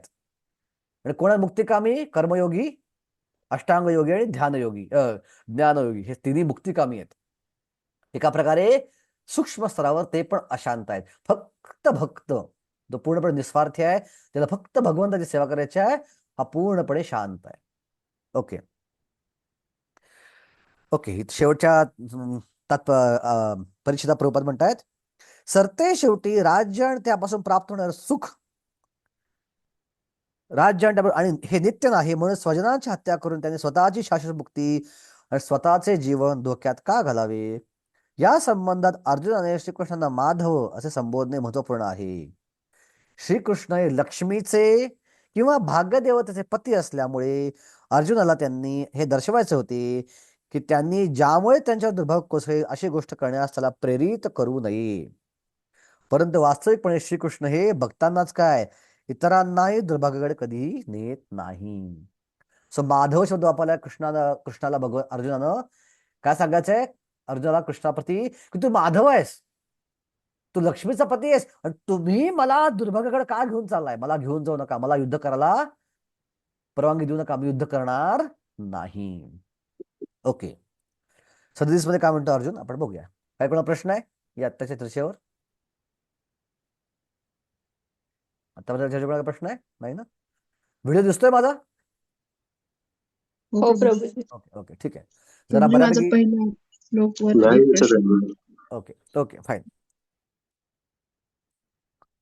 यद्यपि न पश्यन्ति लोभपहत चेतसः कुलक्षय कृतं दोषं मित्रद्रोहे च पातकः कथं न देयम् अस्माभिः पापत् अस्मात् निवर्तितुं कुलक्षय कृतं दोषं प्रपश्याद्भिः जनार्दन.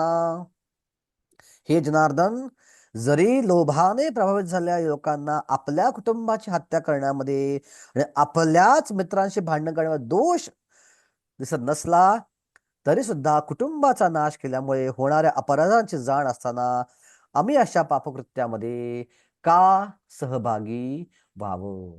ठीक आहे ना, भगवंत म्हणतील अरे ते तुला मारतील ना, पण हा त्यांना मारू दे ना, मारायचं मला, त्यांना लाज वाटत नाहीये, त्यांना आमची हत्या करण्यामध्ये काही अयोग्य वाटत नाहीये, त्यांना पाप करण्यामध्ये काही अयोग्य वाटत नाहीये, तो त्यांचा दोष आहे, ते त्यांचं अज्ञान आहे. पण मी तर ज्ञानी आहे, मी ज्ञानी आहे, मी का ते करायला जाऊ?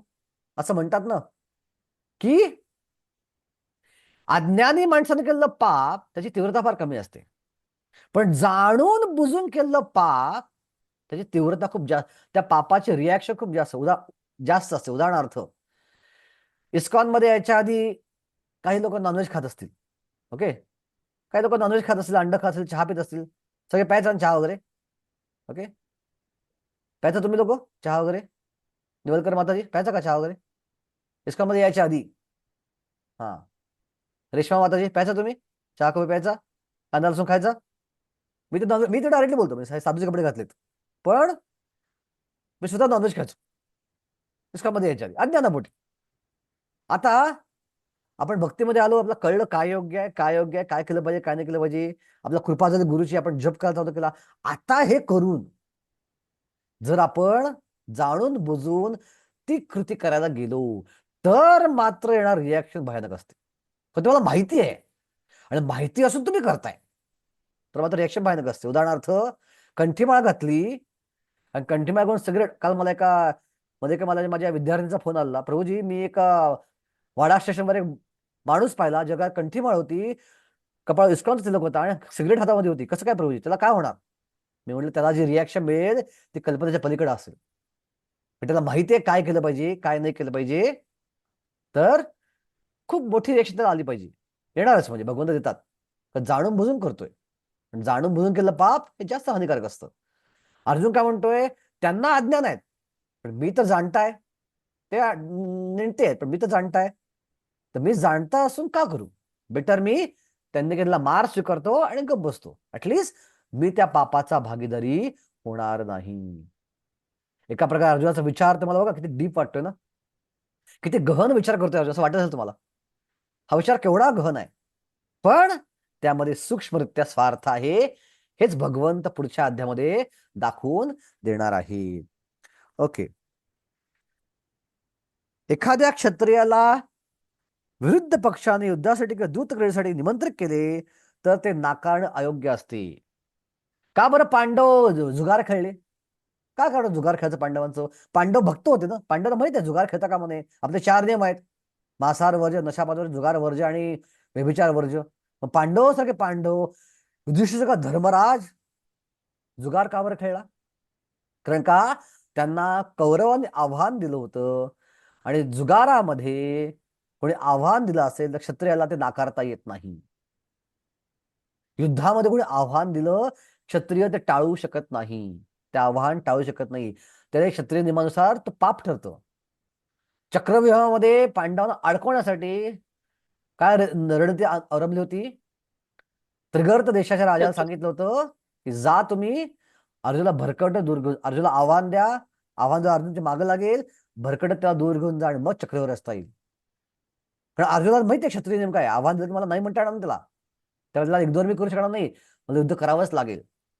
आणि तेच घडलं एक्झॅक्टली, त्याला भरकट दूर गेले, टोपाली चक्रव्यूह रचून पांडवांना अडकायचा प्रयत्न केला आणि अभिमन्यू त्यामध्ये मारला गेला.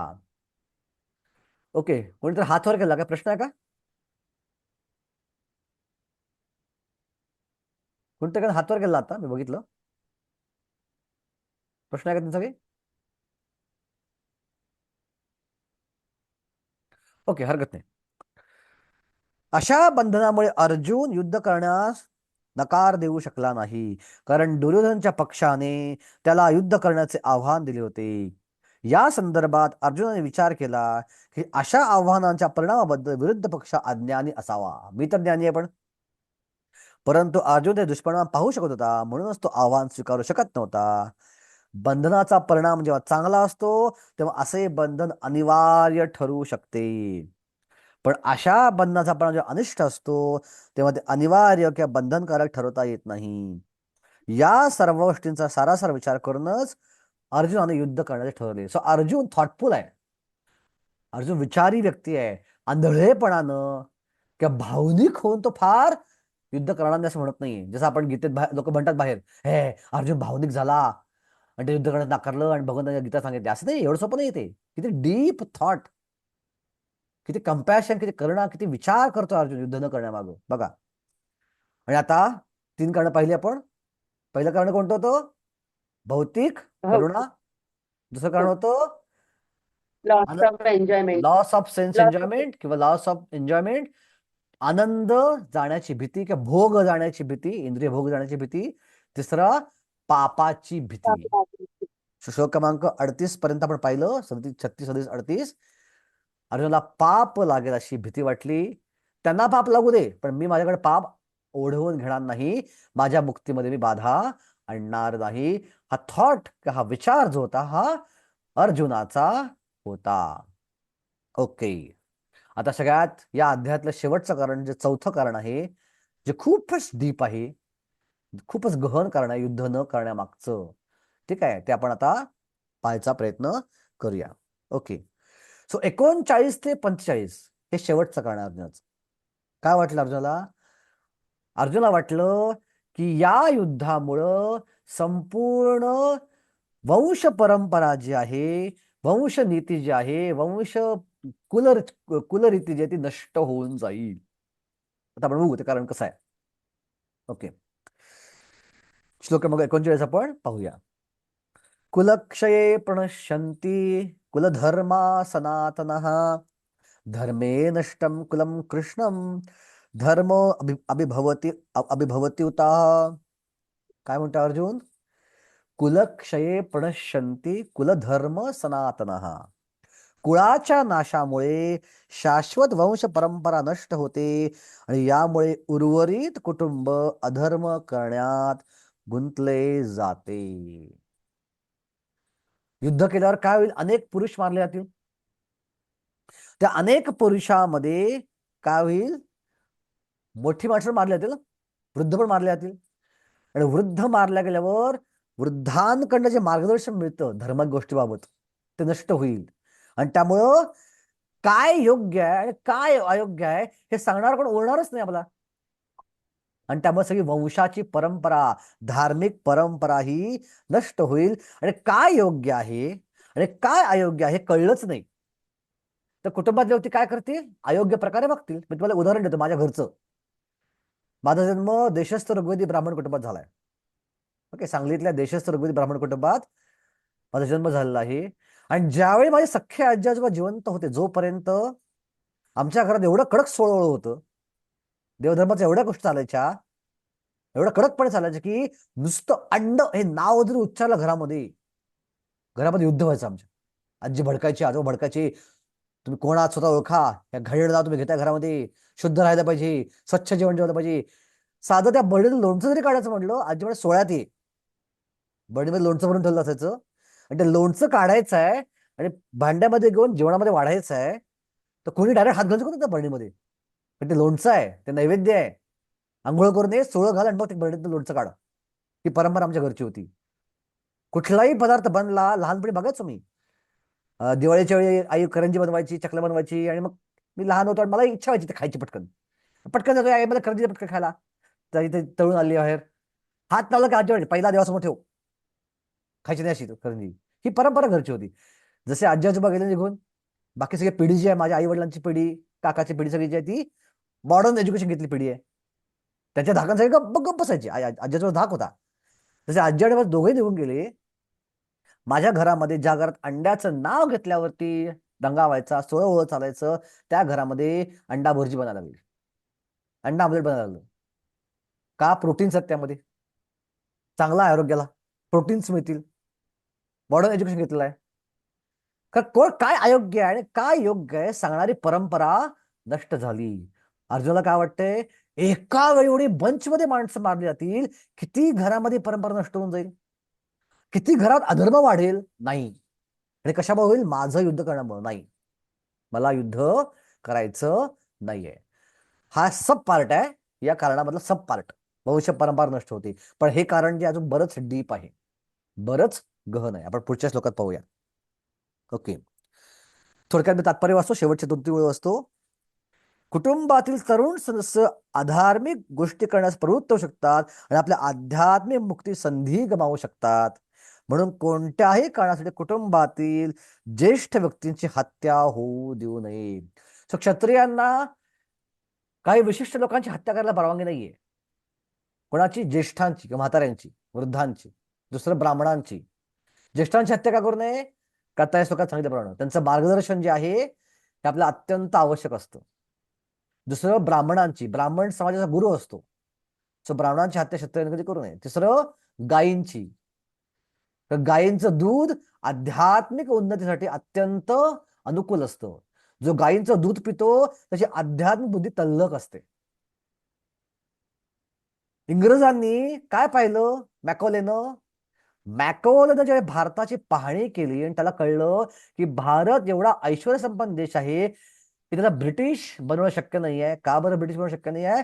कारण त्या भारतीयांचा आपल्या धर्मशास्त्रावर पूर्ण विश्वास आहे, आपल्या गीतेवरती, अध्यात्मशास्त्रावरती पूर्ण विश्वास आहे. आणि भारतीय लोक गायीचं दूध पितात आणि गायीचं दूध पिल्यामुळं त्यांची आध्यात्मिक बुद्धी विकसित झाली आहे. त्यांना ते कन्व्हर्ट करणं लॉजिकली फार अवघड आहे. मग 2 गोष्टी ब्रिटिशांनी केल्या. आपली गुरुकुल शिक्षण पद्धती बंद पाडली, इंग्लिश शाळा चालू केल्या, संस्कृतच्या उलट्या पुलटे भाषांतर करून धर्मग्रंथाचे चुकीचे अर्थ सांगितले आणि कत्तलखाने चालू केले. गायींचे कत्तलखाने, स्लॉटर हाऊसेस चालू केले. 1836 पर्यंत जरी मुसलमान राज्यकर्ते भारतावरती होते, ऑफिशियल कत्तलखाना एक पण नव्हता. ऑफिशियल लीगल कत्तलखाना एक पण भारतावर नव्हता. हा, मुस्लिम लोक कापून त्याचे जे वैद्य खायची, ते गाय पळवायचे आणि त्यांच्या घरात वैयक्तिक कापून ते खायचे त्यांचे जे काय असतील ते. पण मांस मध्ये गाय कापणारा आणि विकणारा, मांस विकणारा कत्तलखाना हा इंग्रजांनी चालू केला भारतामध्ये. आणि तेव्हापासून भारतामध्ये प्रचंड गायींची हत्या सुरू झाली. एवढी हत्या की आज आपला देश, दुर्दैवाची गोष्ट किती बघा, बीफ निर्यात करणारा जगातला 2 नंबरचा देश आहे. गायींना आई मानणारा देश, गोमांस निर्यात करणारा जगातला 2 नंबरचा देश आहे.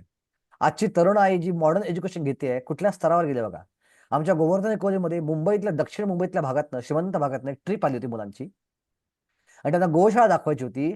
आणि एक आमचे भक्त होते, ते मुलांना त्यांनी बसवलं आणि बसवल्यावर त्यांनी प्रश्न विचारला, तर आपण गोशाळा पाहणार आहोत, तर मला सांगा मुलांनो, गायींकडनं आपल्याला काय मिळतं? उत्तराच्या अपेक्षेत दूध.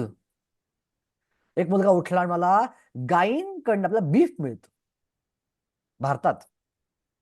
प्रभूजींना वाईट वाटलं फार. प्रभूजी म्हणले, गायींकडनं बीफ मिळत नाही, गायींना कापून आपण बीफ खातो. गायीकडे दूध मिळतं, आपण दूध गायींची हत्या करतो आणि त्यांच्याकडे बीफ घेतो आपण. ही दिशा सिरियस. तर गायींची हत्या करता का म्हणे. चौथा आहे स्त्रियांची हत्या करता का म्हणे. कारण स्त्रियांद्वारे समाजामध्ये चांगली संतती निर्माण होते. बघा, जे प्रभू रामचंद्र चालले होते विश्वामित्रांना यज्ञामध्ये मदत करायला, पहिली राक्षस कोण आले समोर? त्राटका. त्राटकाच्या सगळ्या अस्त्रांना शस्त्रांना त्यांनी निकामी केलं रामचंद्रांनी, पण त्राटकाला मारायला तयार नव्हते. पण त्राटका स्त्री आहे आणि स्त्रीला मारणं धर्मानुसार परवानगी नाही क्षत्रियाला मारायला. पण विश्वामित्राची आज्ञा दिली, ती राक्षसी आहे तिला मार. गुरुच्या आज्ञेवर त्यांनी ते त्राटकेला मारलं. पूतना जे आली कृष्णाला मारायला, भगवंताने डोळे मिटले. का मिटले डोळे? अरे, मागच्या अवतारात पण एक स्त्रीला पहिला मारलं, या अवतार घेतला परत पहिली राक्षस स्त्री झाली, पहिली राक्षस स्त्री झाली. तिला बघायची इच्छा नाही, न बघ तिला मारतो, मारायचं हिला मला आता. आणि शेवटची 5वा घटक आहे लहान मुलं. लहान मुलांची हत्या करायला क्षत्रियांना परवानगी नाही. तर अशा प्रकारे अर्जुन कारण देतोय, मला युद्ध करायचं नाहीये. ओके, श्लोक क्रमांक 40. अधर्म अभिभवत कृष्णा प्रदूषन्ते कुलस्त्रिया स्त्री दृष्टा सुवाष्णेय जायते वर्णसंकरः. आता काय होईल जर ज्येष्ठांचं मार्गदर्शन राहिलं नाही? तर काय होईल? जी तरुण पिढी आहे ती अधर्मी होऊन जाईल ना. त्याचं काय योग्य आहे आणि काय अयोग्य आहे कळणारच नाही. जसं माझ्या घरात घडलं. दुर्दैवानं काय योग्य आणि काय योग्य कळल्यामुळं घरामध्ये त्या प्रकारच्या गोष्टी सुरू झाल्या आमच्या, नॉनव्हेज खाणं वगैरे प्रकार. आता परत बंद झाल्यात, मी भक्त बनल्यापासून परत भक्त बनलेले सोड, भक्तीच्या मार्गात आल्यापासून ब्रदर त्या गोष्टी बंद झाल्यात आता. पण मधल्या काय काय सुरू झाल्या होत्या. तर तसंच अर्जुनाला काय वाटतंय की आता या तरुणांना ज्येष्ठांचं मार्गदर्शन नाही आहे, त्यामुळं काय होईल, कुळामध्ये अधर्माचं प्राबल्य होते, तेव्हा कुळातील स्त्रिया प्रदूषित होतात आणि याप्रमाणे स्त्री जातीचं पतन झाल्यामुळे हे वृष्णीवंशा अवांछित संतती उत्पन्न होते. आता एक महत्वाचा सिद्धांत सांगायचा आपल्या इथं, की संतती निर्माण करणं ही केवळ एक भौतिक प्रक्रिया नाहीये, ह्याच्यामध्ये खूप मोठं आध्यात्मिक विज्ञान पण आहे. काय काय विज्ञानाच्या मागं, तर आजचं आधुनिक विज्ञान सांगतं की स्त्री आणि पुरुष एकत्र येतात आणि संभोग करतात आणि त्या संभोगातून संतती निर्माण होते. पण आध्यात्मिक विज्ञान सांगतं की ती संभोग प्रक्रिया करत असताना जी मानसिकता असते, त्या नवऱ्याची आणि बायकोची किंवा स्त्री आणि पुरुषाची, त्या प्रकारचा आत्मा आकर्षित केला जातो पुरुषाच्या सिमेनमध्ये किंवा शुक्राणूमध्ये, आणि तो आत्मा प्रवेश करतो स्त्रीच्या गर्भामध्ये आणि त्या प्रकारचा जीव जन्म घेतो. जर चेतना सात्विक असेल तर सात्विक इच्छा असलेला आत्मा आकर्षित होतो, चेतना राजसिक असेल तर राजसिक आत्मा आकर्षित होतो, आणि चेतना तामसिक असेल तर तामसिक इच्छा असलेला आत्मा आकर्षित होतो, चेतना राक्षस असेल तर राक्षस जीव आकर्षित होतो. कोणत्या वेळी संभोग करतो, कोणत्या भावनेने करतो, याला फार महत्व आहे. म्हणून पूर्वीच्या काळी ही जी संभोग प्रक्रिया आहे किंवा ही जी संतती निर्माण करायची प्रक्रिया आहे, ह्याला यज्ञकर्म म्हटलं गेलंय. पवित्र क्रिया ही, कारण या पवित्र क्रियेतनं चांगली संतती समाजाला आपण देऊ शकतो. 7व्या अध्यायात भगवान श्रीकृष्ण म्हणतात, बलम बलवताम चाहम कामराग विवर्जिता धर्म अविरुद्ध भूतेषु कामोस्मी भरतर्षभा. की जी काम वासना धर्माच्या विरुद्ध नाही, जी धर्माला धरून आहे, ती काम वासना मी आहे, कारण त्या काम वासनेमुळेच चांगली संतती समाजाला मिळते.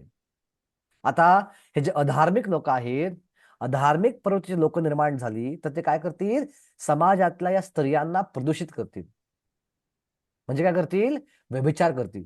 एकतर लग्न न करता संभोग करतील, किंवा लग्न करून सुद्धा केवळ एन्जॉयमेंटसाठी त्यांचा उपभोग घेतला जाईल. आणि त्या प्रकारच्या मेंटॅलिटीतनं अशा गोष्टी झाल्यामुळं जी संतती निर्माण होईल ती कशी असेल, अवांछित वर्णसंकर, जी धार्मिक नसेल, जी भौतिकवादी असेल, जी भोगी असेल, उपभोगी असेल, राक्षसी असेल. आजचा समाज पाहतो पण काय चाललाय, कसा समाज निर्माण होतो आजचा, उपभोगी, अत्यंत राक्षसी, स्वार्थी का होत चालले, कारण लोकांना ह्याचं मागचं विज्ञान माहित नाहीये.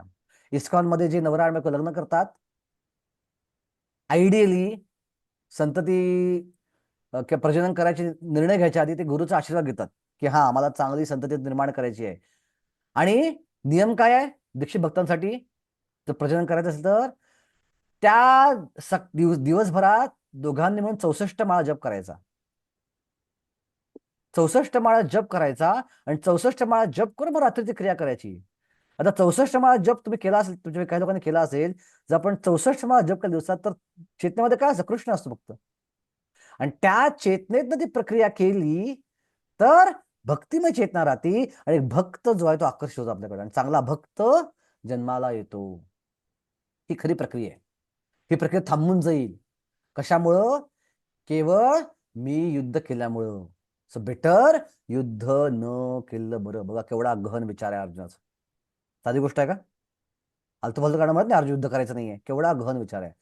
हा, कोणीतरी शुभम, कोण येते, हा शुभम प्रभूंनी प्रश्न होता, विचारू शकता. हरे कृष्ण प्रभूजी. हा विचारू शकता प्रभू. हा तुम्ही एक कन्सेप्ट सांगितली ज्याच्यामध्ये तुम्ही सांगत होते की जेव्हा स्त्री आणि पुरुष एकत्र येतात आणि संभोग करतात बघा, तेव्हा मानसिक स्थिती जी असते त्या हिशोबाने आत्म्याला म्हणजे इन्सर्ट केलं जातं ना. येस येस तर मग येस. असं का म्हटलं जातं आध्यात्मिक मध्ये पण की जेव्हा जे आत्मा म्हणजे ज्या परिवारामध्ये संत जन्माला आलं असेल, हा संतान स्त्री असो की पुरुष असो, तर त्यांचे जे ऋण असतात किंवा जे संचित कर्म असतात त्या हिशोबाने पण त्यांना फॅमिली भेटली जाते ना. मग ही आत्मा यांच्या मानसिक स्थितीमुळे कसे काय येते मग? चांगली किंवा वाईट, जर त्यांचं ऋण आणि संचित कर्म असेल तर त्या हिशोबाने फॅमिली भेटते ना. मी तुमचं असं म्हणणं की एखादा मागचा जन्मातला फॉलन योगी किंवा फॉलन साधू असेल आणि त्याला हा हा म्हणजे किंवा स्त्री किंवा पुरुष. किंवा अपरिपक्व भक्त असेल, ज्याची भक्ती हा पूर्ण झाली हा नाहीये जन्मामध्ये, बरोबर, आणि त्याला पुढचा हा जन्म म्हणजे मिळणार आहे. ज्यांच्या फॅमिलीचं कुठलंही आई बाबा असो त्यांच्यासोबत काहीतरी ऋण असेल म्हणून त्यांचा जन्म त्या कुलात झाला असते ना. जरुरी नाहीये, अच्छा. जरुरी नाही. हा सर्वसामान्य नियम आहे. ठीक आहे, ओके. की हा हा कर्मानुसार जन्म घेणं सर्वसामान्य नियम आहे. पण जे भक्त असतात ते जन्म हा घेतात, त्यांचे नियम वेगळे असतात. का भक्त कर्मानुसार जन्म घेत नाहीत, भक्त भगवंताच्या निर्देशानुसार जन्म घेतात. मोमेंट आपण भक्ती ओके श्रद्धास्तरावरती येतो, श्रद्धास्तरावरती आल्यावरती आपले संचित कर्म सगळे निघून गेलेले असतात. आपल्या हृदयात फक्त अपराध किंवा ओके. अनर्थ शिल्लक असतात. संचित कर्माची सगळी रिॲक्शन भगवंताने काढून घेतली असती तर संचित कर्मानुसार व्यक्ती जन्म घेत नाही. पण त्याची भक्ती परिपूर्ण झालेली नाही, अजून त्यांना भगवत प्रेम प्राप्त केलं नाहीये. म्हणून भगवंत स्वतः त्याला मृत्यूनंतर अशा शरीरात टाकतात जिथे त्याची भक्ती परत चालू करता येईल आणि पुढचा प्रवास त्याला वेगानं करता येईल. अच्छा म्हणजे ज्या इथं प्रकृतीचा संबंध नसतो भक्तांच्या बाबतीमध्ये. ओके पण म्हणजे सर्वसामान्य जीव भगवंत ज्याला डिसाईड मरतो, करू हा शकतात. हा भगवंत डिसाईड करतात, राजा करू शकतात नाही, करतातच. करतात. ओके हा ओके. ओके म्हणजे जे अभक्त असतील त्यांचं कर्म आणि हे ऋण मध्ये हा जोडलं जाते, पण भक्त एक्झॅक्टली असतील त्यांना भगवंत. एक्झॅक्टली. हा हा अभक्तांना जन्म दैवणा कर्म नैत्रेणा कर्मानुसार होत असतो. ओके. पण जे भक्ती मार्गात लागले आहेत, म्हणून तर म्हटलं ना भगवंताने दुसऱ्या अध्यामध्ये की थोडी जरी भक्ती केली तर खूप मोठ्या भयापासून मुक्त होत आपण. का पुढचे अनेक जन्म बरोबर. वाचतात आपले. भगवंत स्वतः डायरेक्ट मनुष्य बनवतात आपल्याला, आपण हा हा कर्माच्या नियमाखाली राहत नाही. समजलं प्रभूजी. Okay okay okay. हा हरे कृष्ण. हरे कृष्ण. ओके, अजून काही प्रश्न आहे का? कारण का आता इथनं थोडे प्रश्न येणार, कॉम्प्लिकेटेड आपण सब्जेक्टमध्ये चाललो आहोत थोडेसे. ठीक आहे, तर हे कारण होतं अर्जुनाचं युद्ध न करण्याचं, की स्त्रिया हे होता कामा नयेत. आज दुर्दैवानं जे लोक स्त्री मुक्ती करतात ना, ते ऍक्च्युली भोगी असतात. ते ऍक्च्युली अत्यंत कामुक असतात आणि त्यांच्या कामुक वासना पूर्ण करण्यासाठी त्यांनी स्त्रीमुक्तीची कल्पना पुढे आणली. स्त्री भारतामध्ये पहिल्यापासून मुक्त होती. स्त्रियांवर अत्याचार कधीच होत नव्हते. स्त्रियांना शिक्षणाची परवानगी होती. अनेक स्त्रिया पूर्वी उच्च शिक्षित होत्या. आणि आपलं उदाहरण आहे, मंडन मिश्रा आणि शंकराचा वादविवाद झाला. त्या वादविवादात जज कोण होती? मंडन मिश्राची पत्नी. तिला सगळं ज्ञान होतं वेदांचं.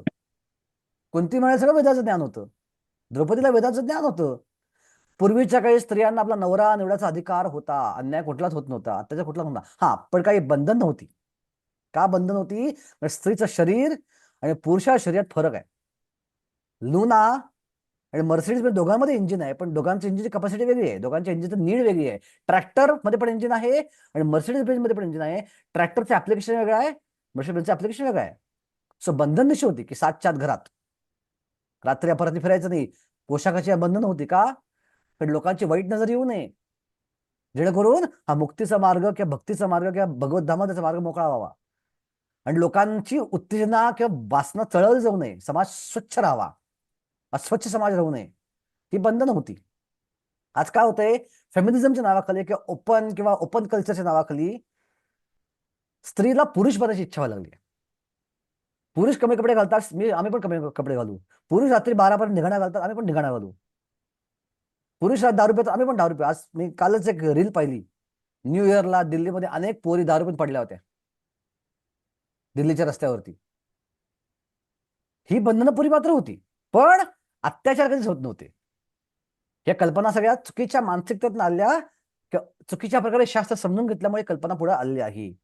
कारण का स्त्रीचं संरक्षण करणं फार महत्वाचं आहे तिन्ही स्तरामध्ये, लहानपणी वडिलांद्वारे, तरुणपणी नवऱ्याद्वारे आणि म्हातारपणी मुलाद्वारे. कारण तिची चेतना ही समाजाला चांगलं बनवते. तिचं चांगलं असणं फार आवश्यक आहे समाजासाठी. ती कुठल्या प्रकारे प्रदूषित होता कामा नये. त्यामुळे समाज चांगला राहील, समाज धार्मिक मुलांना जन्म देईल. ओके, आणि हीच गोष्ट प्रभुपाद या तात्पर्यात सांगतायत. थोडक्यात तात्पर्य वाचतो. ओके, क्षत्रिय कोणाची हत्या करू शकत नाही, परत सांगा. ओके, ज्येष्ठ किंवा म्हातारे, ब्राह्मण, स्त्री, मुलं आणि गाय या 5 लोकांची हत्या क्षत्रिय करू शकत नाहीत. ओके. आता बघा तात्पर्य खूप छान लिहिलं प्रभातांनी. बऱ्याच माताजी या ग्रुपमध्ये आहेत, लक्ष द्या व्यवस्थित. जीवनातील शांती, भरभराट, आध्यात्मिक प्रगती आणि यासाठी समाजातील सभ्य लोकांची संख्या ही मूलभूत आधार आहे. राष्ट्राच्या आणि समस्त लोकांच्या आध्यात्मिक उन्नतीसाठी योग्य आणि चांगल्या लोकांची समाजामध्ये संख्या वाढावी, यासाठीच वर्णाश्रम धर्मातील मूळ तत्वांची रचना करण्यात आली आहे. अशी सभ्य संतती स्त्री जातीच्या पावित्र्यावर आणि एकनिष्ठतेवर अवलंबून असते. ज्याप्रमाणे मुलेही वाम मार्गाला लागू शकतात, त्याचप्रमाणे स्त्रियांचे अधःपतन सहजपणे घडू शकते. म्हणून लहान मुले, स्त्रिया तसेच या दोघातील कुटुंबांमध्ये ज्येष्ठ व्यक्तीकडून संरक्षणाची आवश्यकता आहे. विविध धार्मिक व्रतवैकल्ये करण्यात मग्न राहिल्यास स्त्रिया वैभिचाराच्या वाम मार्गाकडे जाण्यास प्रवृत्त होणार नाही. चाणक्य पंडितच्या मताप्रमाणे सामान्यतः स्त्रिया फार बुद्धिमान नसतात आणि त्यामुळे विश्वासूही नसतात. आता याचा अर्थ असा की स्त्रिया बुद्धिमान नसल्याचा अर्थ कसं समजून घ्यायचा आपण? स्त्रिया बुद्धिमान नसल्या तर स्त्रिया थोड्या भावनिक असतात, भावनात्मक त्यांचा कोशण जास्त असतो. उदाहरणार्थ, एखादा पिक्चर पाहतोय, एखादा इमोशनल सीन होतोय, कोण जास्त रडतं, पुरुष का स्त्रिया? सिरियल पाहतो बघा टीव्हीवरची, पिक्चर पाहतोय, एखादा इमोशन होतोय, ठीक आहे, हिरो हिरोईन दुसरे दूर चाललीत किंवा वडील आणि आई आणि मुलगा दूर चाललेत, भावना उफाळ येते ना, डोळ्यातनं पाणी येतं. कोणा डोळ्यातनं पाणी येतं? पुरुषांच्या का स्त्रियांच्या? स्त्रियांच्या जास्त. त्यांची भावनात्मकता ज्या आहे निसर्गाने तिला वरदानच नसली, कारण ती भावना पाहिजे तरच वात्सल्य येईल ना, वात्सल्य चांगलं संगोपन होईल. सो भगवंताची कृपा आहे स्त्री जातीवरती. ही भावना पाहिजे. पुरुष निर्लज्ज असतात, पुरुष निडर असतात, पुरुष हार्ड हार्टेड असतात, त्यामुळे त्यांना ती भावना जास्त लगेच झटका देत नाही. ते जास्त लॉजिकल असतात. नाही तर काही लोक म्हणतील अरे स्त्रिया पण मोठ्या मोठ्या पदावर जातात, ते आय एस ऑफिसर होतात. हा, स्मरणशक्ती लॉजिकल स्त्रियांना पण आहे, पण त्यांची भावना ही ओव्हरकम करते त्यांच्या लॉजिकवरती. जसं द्रौपदीनं काय केलं? द्रौपदीनं ज्यावेळी तिची मेलेली मुलं पाहिली, तिने सांगितलं अर्जुनाला, मला ज्यांनी मारलं तर शरीर पाहिजे. जेव्हा अर्जुन अश्वत्थामाला घेऊन आला, तिची भावना उफळ झाली द्रौपदीची की नाही नाही नाही, आपल्या गुरुचा मुलगा आहे, त्याच्या आईला कसं वाटेल, सोडून द्या. बघा लगेच भावनावर आली द्रौपदीची. स्त्री नॅचरली भावनात्मक असते, म्हणून तिच्या भावनांना योग्य दिशा दिली पाहिजे आणि त्यासाठी तिला संरक्षण असण्याची आवश्यकता आहे. हा कमी बुद्धीचा अर्थ आहे. हे वाक्य वाचूदा प्रभुपादांची शिष्या आहे यमुना माताजी, ते प्रभुपादांकडे गेली आणि प्रभुपादा म्हणाले त्या की Prabhupad, you said that women are less intelligent, are we less intelligent? तुम्ही म्हणता स्त्रिया कमी बुद्धीच्या आहेत, आम्ही खरोखर कमी बुद्धीच्या आहोत का? प्रभुपाद म्हणले हो, जर तू स्वतःला स्त्री समजलीस तर. आत्मा स्तरावरती कोणी स्त्री नाही आणि कोणी पुरुष नाही. आपल्या मागच्या कर्मानुसार आपल्याला स्त्री आणि पुरुषाचा देह मिळालाय, तो ते बाहेरचा देह आहे आणि त्या देहाला काय सॉफ्टवेअर आहे. पुरुषाचं सॉफ्टवेअर वेगळं आहे, स्त्रीचं सॉफ्टवेअर वेगळं आहे थोडंसं त्यातलं. पण एकदा आत्मा स्तरावर आल्यावर, भक्ती स्तरावर आल्यावरती आपण स्त्री आणि पुरुष दोघेही राहत नाही. प्रभुपाद म्हणले सगळ्या जगात प्रत्येक शिष्यानं प्रचार केला पाहिजे. रुक्मिणी माताजी होत्या प्रभुपाद शिष्या, त्या म्हणल्या प्रभुपाद बायकांनी पण? प्रभुपाद म्हणले हो, भक्तांमध्ये बायका आणि पुरुष हा भेद नसतो, भक्ता भक्त असतो, तो आत्मा स्तरावरती असतो. सो प्रभुपादांच्या वाक्याचा पण चुकीच्या प्रकारे अर्थ घेता कामा नयेत. ओके. अशा प्रकारे त्यांच्या पावित्र्यामुळे आणि भक्तीमुळे वर्णाश्रम धर्मामध्ये सहभाग होण्यास पात्र अशा चांगल्या संततीची निर्मिती होते. अशा वर्णाश्रम धर्माच्या अभावामुळे साहजिकच स्त्रिया पुरुषांबरोबर कार्य करण्यात आणि त्यांच्यामध्ये मिसळण्यास स्वतंत्र बनतात. व्यभिचाराला मोकळीक मिळते. बेजबाबदार व्यक्ती सुद्धा समाजामध्ये व्यभिचार उत्तेजन देतात आणि त्यामुळे मनुष्य जातीमध्ये अनावश्यक संततीची बेसुमार वाढ होते आणि युद्ध, महामारीचे संकट बळावते. आज हे संकट का बळावत चालले? कारण बेसुमार अनावश्यक संतती जगामध्ये निर्माण होत आहे. कारण स्त्रिया प्रदूषित झालेल्या आहेत, स्त्रिया पुरुष बनायचा प्रयत्न करत आहेत आणि त्या आपल्या अंगाचं प्रदर्शन करून जास्तीत पुरुषांना आकर्षित करायचा प्रयत्न करत आहेत. प्री मॅरिच्युअल सेक्स फार कॉमन झाले आजकाल आणि ते मुलींमध्ये प्रमाण जास्त आहे. हे स्टॅटिस्टिक्स सांगतात असं दुर्दैवाचं, कारण का तिला योग्य प्रकारे लहानपणापासून प्रोटेक्शन दिलं गेलं नाहीये. हे मला घडवायचं नाही असं अर्जुन म्हणतो आणि म्हणून मला युद्ध करायचं नाहीये.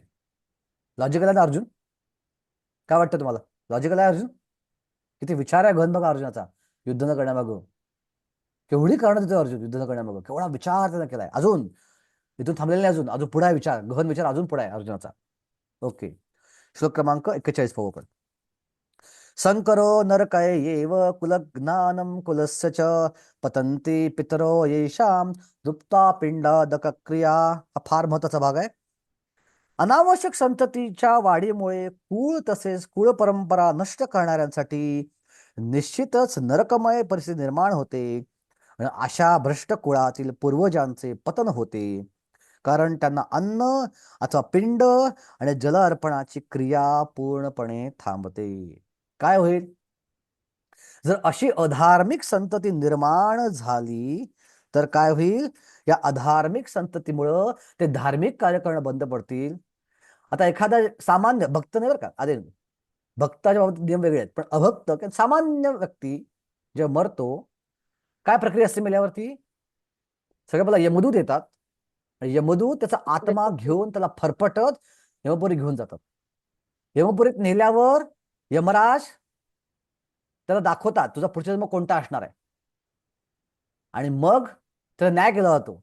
आणि न्याय केल्यानंतर त्याची शरीराप्रती आसक्ती एवढी आहे की क्षणामध्ये त्याला परत जिथं शरीर पडले त्याचं त्याला सोडलं जातं तिथं.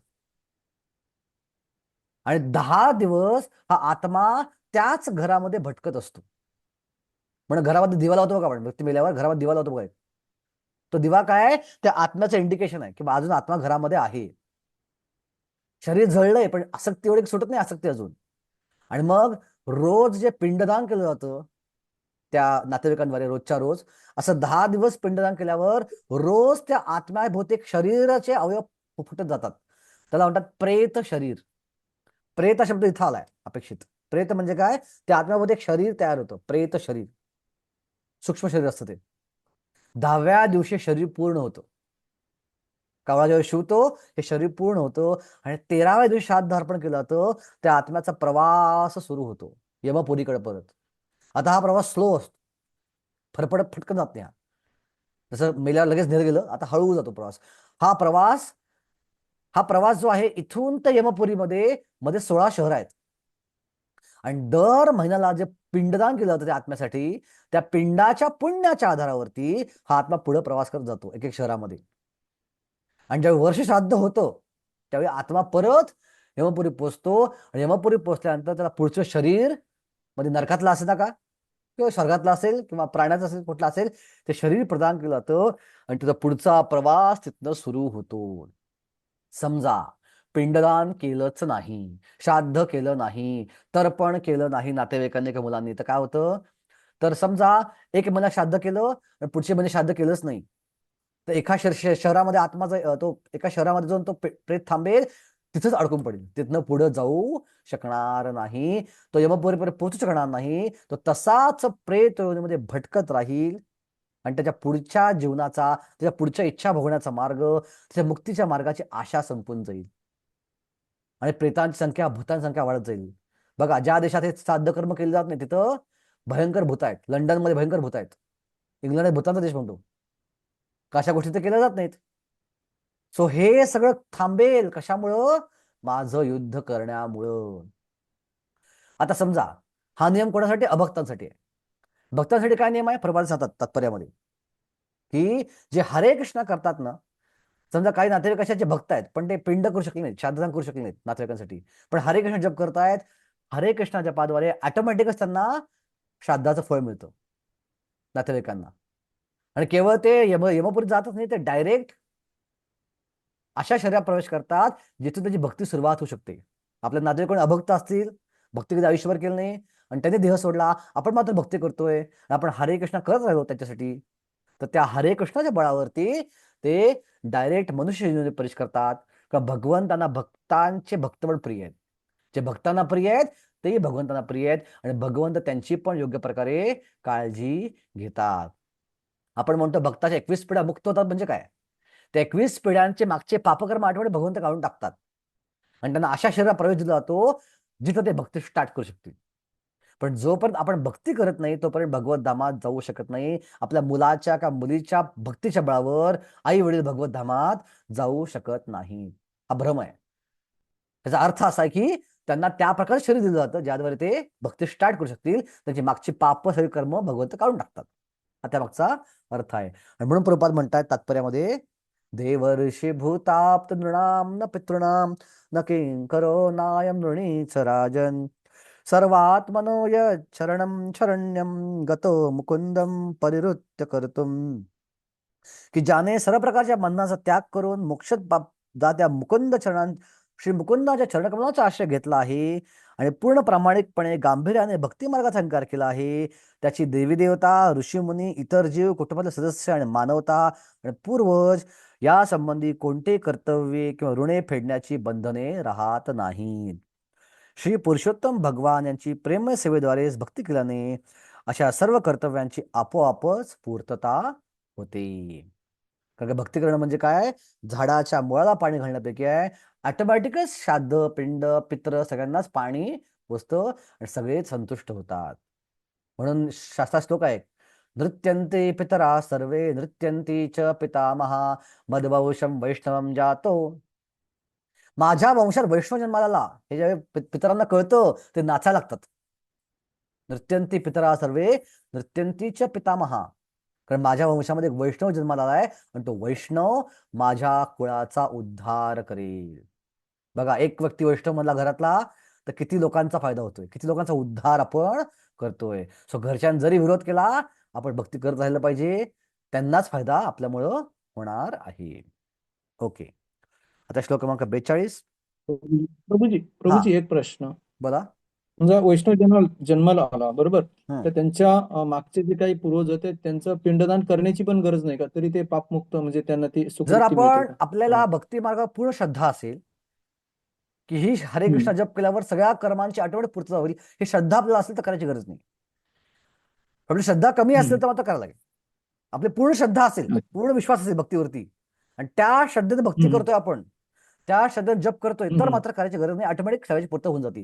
कारण ते भक्ती कर्म यज्ञ म्हणून काम करतं ऑटोमॅटिक, ते भक्ती कर्मच पिंड म्हणून काम करतं ऑटोमॅटिक, आणि त्या सगळ्या पितरांना ऑटोमॅटिक पोचतं आणि ते पुढे जातात ऑटोमॅटिक. सेपरेट नाही केलं तर फार फरक पडत नाही त्यांनी, अशा भक्तांनी. प्रभूजी अजून एक प्रश्न होता की कधी आपण तो भक्ती केल्यामुळे किंवा यांचे पाप नष्ट होतात असं आपण बोलले होते, तर ज्यांनी म्हणजे न्यायाच्या दृष्टीने जर बघितलं तर ज्यानं जे काही एखादं पाप केलं असेल, घडलं असेल पाप, तर त्याची शिक्षा ते मिळायलाच पाहिजे ना, तर ते न्याय झाला. पण शिक्षा माफ होते याचा अर्थ तो न्याय म्हणता येत नाही ना. कारण का, भगवंत भक्तवत्सल आहेत, त्यांचं भक्तवत्सलता सर्वोच्च गुण आहे. आपल्या भक्तासाठी कुठल्याही स्थळात जाता येतं, कुठलेही नियम बदलता येतात. भगवंताने प्रतिज्ञा घेतली होती, युद्धात मी शस्त्र उचलणार नाही, पण त्यांनी पाहिलं की माझ्या भक्ताला त्रास होतो, अर्जुनाला खड्ड्यात गेलं, माझी प्रतिज्ञा मी उचलणार मारणार. माझ्या भक्तासाठी मला श्रेष्ठ काही नाही, माझ्यासाठी सर्वोच्च काही नाही. सो केवळ भक्ताच्या आनंदासाठी, माझ्या भक्ताला एक हे म्हणून, की माझ्या भक्ताला जोडले गेलेले आहेत ते, म्हणून भगवंत त्यांची माफ करतात. हे त्यांचं वात्सल्य आहे, भगवंताचं भक्त वत्सलता. ओके, चालेल, थँक्यू. हरे कृष्ण. ओके, आपल्याकडं 10 मिनिटात आपण हा अध्याय पूर्ण करू पटकन. ओके, हरे कृष्णा प्रभूजी. येस, एक क्वेश्चन होता. बोला. ते पिंडाला कावळा शिवतो ना, तर त्याचं पण काय महत्व आहे आणि म्हणजे त्याचं पण काय होतं कावळा की- जे आहे हे आर्यमाचं वाहन आहे.